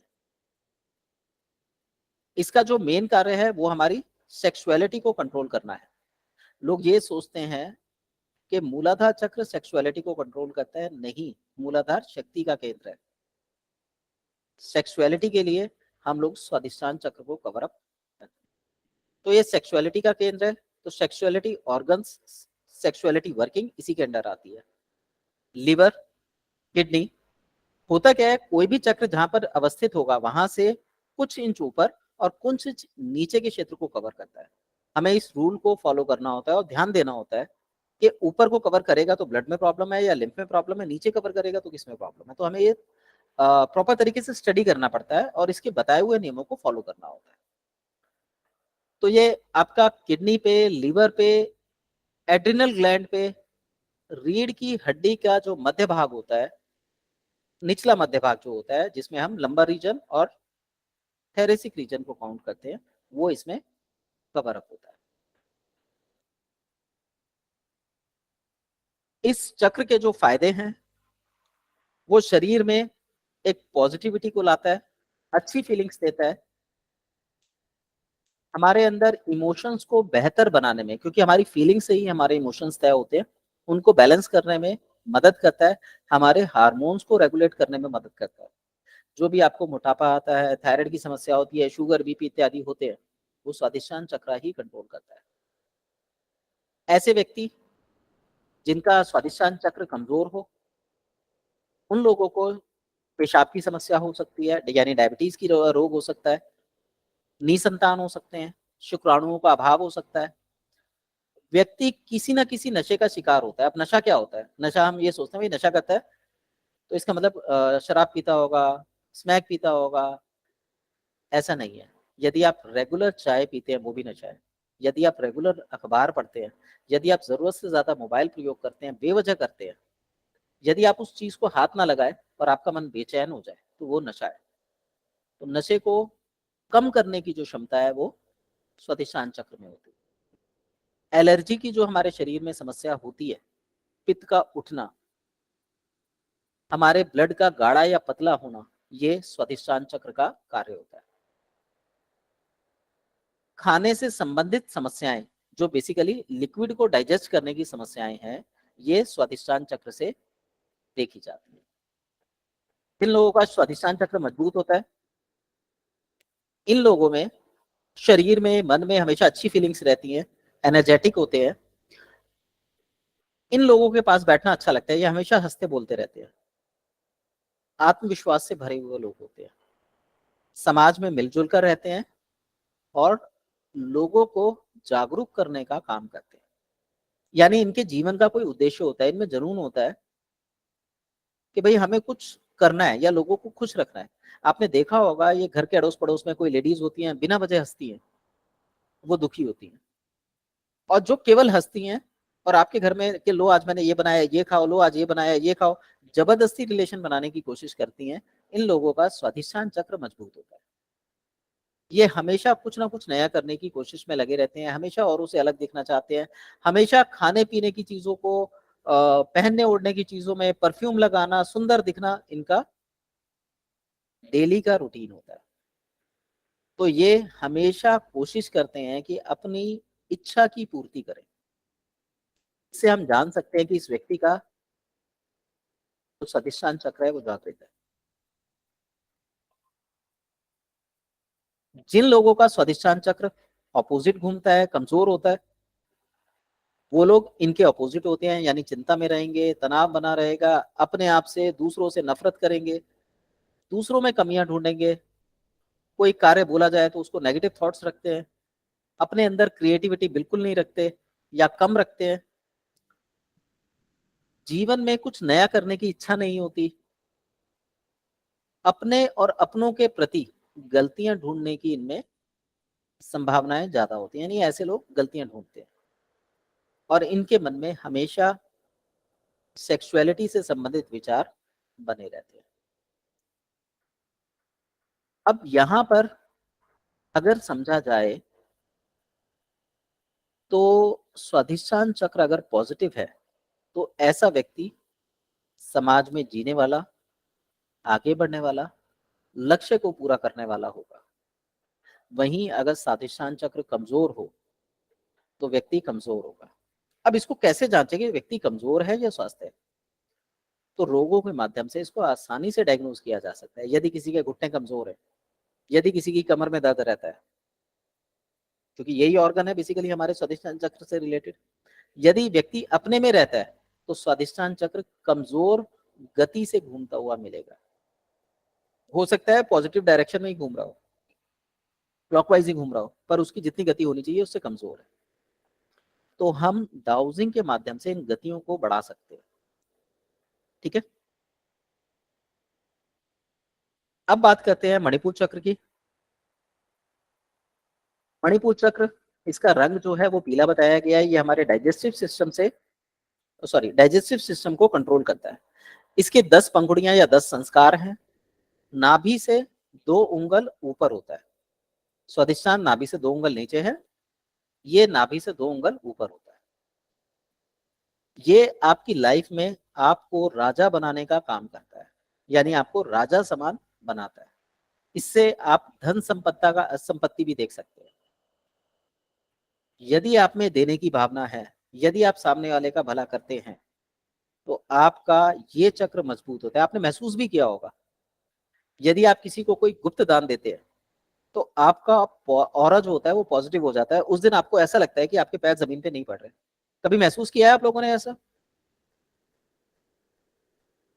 किसी ने महसूस किया है कि आपने किसी को कुछ दिया हो और आपको अंदर से रोंगटे खड़े हुए से महसूस होते हो, एनर्जी बाहर निकलती सी फील होती हो? कुछ महसूस हुआ आपको ऐसा कभी? सिर्फ पॉजिटिव एनर्जी फील होती है काफी ज्यादा। तो ये मणिपुर चक्र के कारण होती है। और यदि आपको डाइजेशन संबंधी दिक्कतें हैं तो आप समझ जाइए मणिपुर चक्र कमजोर है। और यदि आपका डाइजेस्टिव सिस्टम अच्छा है तो मणिपुर चक्र मजबूत होगा। तो ये व्यक्ति को राजा बनाने का काम करता है। ऐसा व्यक्ति देने में बिलीव करता है। इसका जो स्थान है वो बताया गया है कि पेट के ऊपरी हिस्सा, ऑर्गन है लिवर, रीढ़ की हड्डी, इसका मध्य भाग यानी लंबर और थोरेसिक रीजन, स्प्लीन जो कि खून बनाती है, जो आपका पैराकार्डियम है वो भी आ जाता है इसमें, यानी अनज चक्रा भी इसमें कुछ हद तक इन्वॉल्व रहता है। किडनी हो गई, छोटी आंत हो गई, बड़ी आंत हो गई, इसमें आ जाती है। जिस व्यक्ति का मणिपुर चक्र जागृत होगा वो व्यक्ति जीवन में ऊंचा उठता है और हमेशा ग्रो करने के बारे में सोचता है। और मजे वाली बात यह है, चीजें उसके फेवर में होती हैं, यानी ये लक्ष्य को सोचते हैं, बनाते हैं, उसे प्राप्त करने की कोशिश करते हैं और प्राप्त भी करते हैं। तो इसलिए इनको यश, मान, सम्मान, धन, संपत्ति इत्यादि की प्राप्ति होती है। दृढ़ निश्चयी होते हैं, ज्ञान प्राप्ति के ललायित होते हैं, यानी ज्ञान प्राप्ति की कोशिश करते हैं।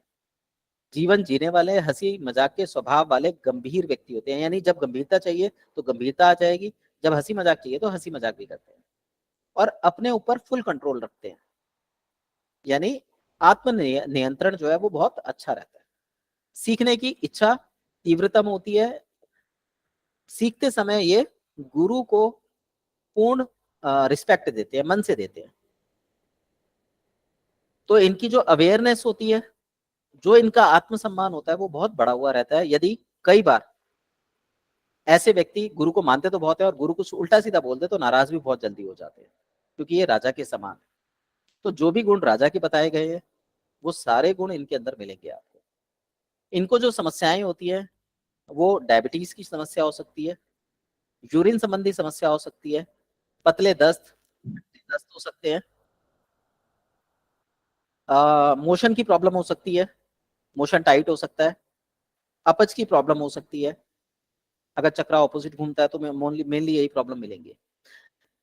लिवर सिरोसिस हो सकता है, लिवर फैटी हो सकता है, पेट से संबंधित सभी प्रकार के जो भी रोग हैं आप इसमें जोड़ सकते हैं।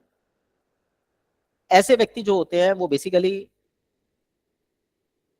जो इनसे ज्यादा पर्सनैलिटी वाले होते हैं उनके सामने नर्वस हो जाते हैं, क्योंकि सूरज के आगे अगर दीपक रखा जाए तो दीपक की रोशनी सूरज की रोशनी में दिखती नहीं है। तो जब कोई इनसे ज्यादा काबिल व्यक्ति इनके सामने आ जाता है तो ये बहुत बुरी तरह से नर्वस हो जाते हैं और अपना आपा खो बैठते हैं। और इनको ऐसा लगता है कि हमसे क्षीण व्यक्ति संसार में कोई नहीं है। आप में से जिन लोगों का डाइजेस्टिव ट्रैक्ट बैलेंस होगा, सिस्टम बैलेंस होगा, या ये कह लीजिए कि जिनका जो पाचन है अच्छी कंडीशन में है, वो इस चीज को अच्छे से अनुभव कर सकते हैं। तो इसका मतलब ये हुआ कि उनका जो मूलाधार चक्र ये मणिपुर चक्र है, इसकी रोटेशन कुछ हद तक कम है। और अगर नेगेटिव रोटेशन है तो वो मैं बता चुका हूं कि क्या होगा। तो अगर नेगेटिव रोटेशन है तो याददाश्त कमजोर हो जाएगी, शरीर कमजोर हो जाएगा, बुरी संगत में पड़ जाएंगे, आत्मसम्मान कमजोर हो जाएगा, व्यक्ति असफलता से डरने लगता है, अपने ऊपर विश्वास नहीं रहता, क्योंकि ये सारी नेगेटिविटी आती है तो सामाजिक रूप से इनका बहिष्कार किया जाता है। तो ऐसे व्यक्ति समाज की धूल में खो जाते हैं। अगर आप जीवन में कुछ पाना चाहते हैं तो मणिपुर चक्र पर विशेष ध्यान रखिए, उसको जागृत कीजिए। ये आपको सभी कुछ देगा, आपको मान देगा, सम्मान देगा, इज्जत देगा, धन कमा के देगा। धन भी आपको इसी से ही मिलता है, मणिपुर से। ठीक है जी। चंचल जी बोलिए, क्या कह रहे हैं? सर जैसे आपने बताया कि डायबिटीज मान चक्कर से भी हो सकती है प्रॉब्लम, और सर मणिपुर चक्कर से भी हो सकती है। अभी जो मैंने 3 चक्र बताए हैं, जी तीनों से आपको डायबिटीज हो सकती है। सर वो कैसे रिलेट, कैसे सर? अगर मांसपेशियों में पानी भर जाए जी तो ये आपके थायराइड ग्लैंड, और थायराइड के बाद आपके इससे कनेक्टेड है, एड्रिनल से। Yes sir. अगर जोड़ों में ग्रीस खत्म हो जाए, ये आपके मूलाधार से कनेक्टेड है। इसकी वजह से भी कई बार शुगर हो जाती है। हम तो मोटे मोटे रूप से पढ़ते हैं कि ये शुगर है और शुगर का मतलब 1 है और 2 है और बस खत्म। लेकिन आयुर्वेद जब आप पढ़ेंगे तो आयुर्वेद में आप देखेंगे कि शुगर 21 प्रकार की है। 20 प्रकार की शुगर का इलाज हो जाता है, 21वीं प्रकार की शुगर का कोई इलाज नहीं। और जितनी मेडिकल साइंस है अभी 200 साल पुरानी है, आयुर्वेद आज से 5000 साल पुराने हैं। तो उनकी रिसर्च के आगे इनकी रिसर्च कुछ भी नहीं है। कभी आप बवासीर के बारे में पढ़ के देखिएगा, हम बवासीर के बारे में कुछ भी नहीं जानते जितना वर्णन आयुर्वेद में मिलेगा आपको। किताब रेफर कर देता हूँ, अष्टांग हृदयम आती है चौखंबा प्रकाशन की, कम से कम इतनी पुस्तक है, 1000-1200 पन्नों की। उसको पढ़िए, आपको बहुत नॉलेज मिलेगी। Yes sir. और एक दिन में पढ़ने की कोशिश मत कीजिएगा, सिर पकड़ के बैठ जाओगे, कुछ भी समझ में नहीं आएगा। सिर्फ आधा पन्ना, एक टॉपिक, इस तरीके से पढ़िएगा। ठीक है? Yes sir. चलिए, हमारा टाइम लगभग 1 बजे का हो गया। जो रह गया। यदि किसी को कोई सवाल पूछना हो, कुछ पूछना हो तो पूछ लीजिए। मैंने आपको एक इंडिकेशंस दे दिया कि हमारी जो पढ़ाई का मैटर रहेगा वो ये सब। जी सर जो पे करेंगे उनको तो कंप्लीट कराओगे सर ये चक्रास? उनको मना कर दूं? नहीं सर, जैसे अभी आपने आधा छोड़ दिया, नेक्स्ट क्लास हाँ, में। पूरा कराऊंगा। और इतना नहीं है, इससे कहीं ज्यादा है मटेरियल। जी सर। ये तो अभी बेसिक है। ये तो आपको इंट्रोडक्शन दे रहा हूँ कि ये चक्रा है। इंट्रोडक्शन के बाद ये भी रहेगा कि आप उसको ट्रीट कैसे करेंगे, उसका उपाय क्या होगा, उसके लक्षण क्या होंगे, और वो ठीक हो रहा है उसके लक्षण क्या होंगे, ये सब कुछ उसके अंदर रहेगा। ठीक है? जी सर। आपका राजेश गंभीर जी। हेलो। हाँ जी राजेश। नमस्कार सर। नमस्कार सर मैं ये जानना चाहता हूँ, ये चक्र के भी बीज मंत्र होता है, उससे एक्टिवेट कर सकते हैं चक्र्स को? हाँ, बिल्कुल कर सकते हैं। ठीक है सर, थैंक यू। लेकिन ध्यान रखिए, अगर आप चक्रों को बीज मंत्र के माध्यम से जागृत करना चाह रहे हैं तो गुरु की आवश्यकता पड़ती है। बिना गुरु के जागृति नहीं होती। जितने भी आपके योग जो भगवान शंकर के द्वारा दिए गए हैं, बाद में उनको सीमित कर दिया गया। तो जब तक नहीं होता तब तक उनकी जागृति नहीं आती, और जागृति गुरु तत्व के माध्यम से होती है। ठीक है सर? ये रिकॉर्डिंग्स मिलेंगे सर? हाँ, ये 2 घंटे की रिकॉर्डिंग है, जो दिनेश धनगर, जो मेरा वो चैनल है, वो है ब्रॉडकास्ट, मैं ये रिकॉर्डिंग उसमें डाल दूंगा। और जो हम मैं सर ऑफलाइन या ऑनलाइन किसी वजह से नहीं अटेंड कर पाऊँ और रिकॉर्डिंग्स के थ्रू कर लूँ, तो मतलब मैं उसके लिए पे कर सकती हूँ फिर आज? हाँ, बिल्कुल कर सकते हैं। ठीक है। और बाकी जो क्लासेस होंगी वो रिकॉर्ड होती है और आप लोगों को पर्सनली मिल जाएंगी, बट वो यूट्यूब चैनल पे लॉक्ड होंगी। सिर्फ उन लोगों को मिलेंगी जो इसमें पेड रूप से जुड़े होंगे। ठीक है सर। ठीक है। और टोटल हमारे पास जो सीट्स हैं वो 6 ही हैं। जिन लोगों को ज्वाइन करना हो वो 6 लोग ज्वाइन कर लीजिए। जी सर। किसी और का कोई सवाल?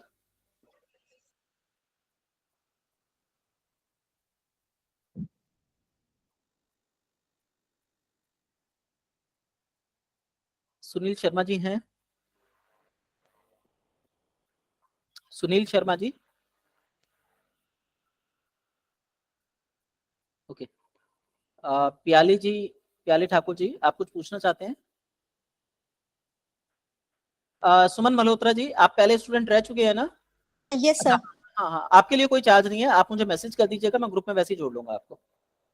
Alright sir, thanks. सर आपके पास वही है ना, पुराना वाला, मेरा वाला? जी आप ही वाला है सर, आप ही वाला है, वही यूज कर रहे हैं। मैं आपको वैसे ही जोड़ दूंगा ग्रुप में। थैंक्स। नमस्ते सर। जी, हेलो। हाँ जी, हाँ, सुनाई पड़ रहा? जी जी, हाँ, मैं ये पूछना चाहती थी, मैं लेट ज्वाइन की हूँ अभी, हाँ जी, तो मुझे कुछ डिटेल पता नहीं है हाँ इसके जी। बारे में, तो आप एक बार बताएंगे क्या? मैम जो बताना था वो मैं बता चुका हूँ, इसकी रिकॉर्डिंग हो गई है, हाँ, ग्रुप में आपको रिकॉर्डिंग मिल जाएगी। रिकॉर्डिंग मुझे कहाँ मिलेगा? इसी आप में? मुझे या तो पर्सनली मैसेज कर दीजिए, ठीक है? अच्छा। मेरा नंबर है, आप लिख लीजिए, सेव कर लीजिए अगर आप लोगों के पास नंबर नहीं है तो। मेरा जितनी भी कनेक्टिविटी है वो इसी नंबर पे है, चाहे वो पेटीएम है, चाहे गूगल पे है, चाहे बैंक अकाउंट है, कुछ भी है वो सब इसी से कनेक्टेड है। नंबर है 85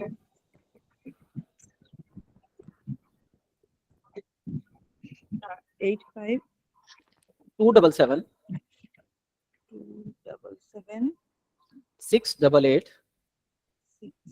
688 09। 09। जी, okay, thank you. Okay. Rajesh ji, आप कुछ पूछना चाह रहे हैं? राजेश गंभीर? नहीं सर, मैंने वही पूछना था। हैंड वही डाउन, पूछ हैंड डाउन कर लीजिए। Okay okay okay sir, thank प्याली जी, आप भी हैंड डाउन कर लीजिए। हाँ। जी, और किसी का कोई सवाल हो? अच्छा, एक चीज और, आप लोग जो पेमेंट कर रहे हैं वो लोग वो कर दीजिएगा, स्क्रीनशॉट भेज के उसमें डाल दीजिएगा आप फोन पे, मैं आपको मेन ग्रुप में जोड़ लूंगा। किसी और का कोई सवाल है, कुछ पूछना है तो पूछ लीजिए, जो भी मैंने अभी तक बताया। कोई डाउट हो, कोई चीज ना समझ आई हो, आप पूछ सकते हैं।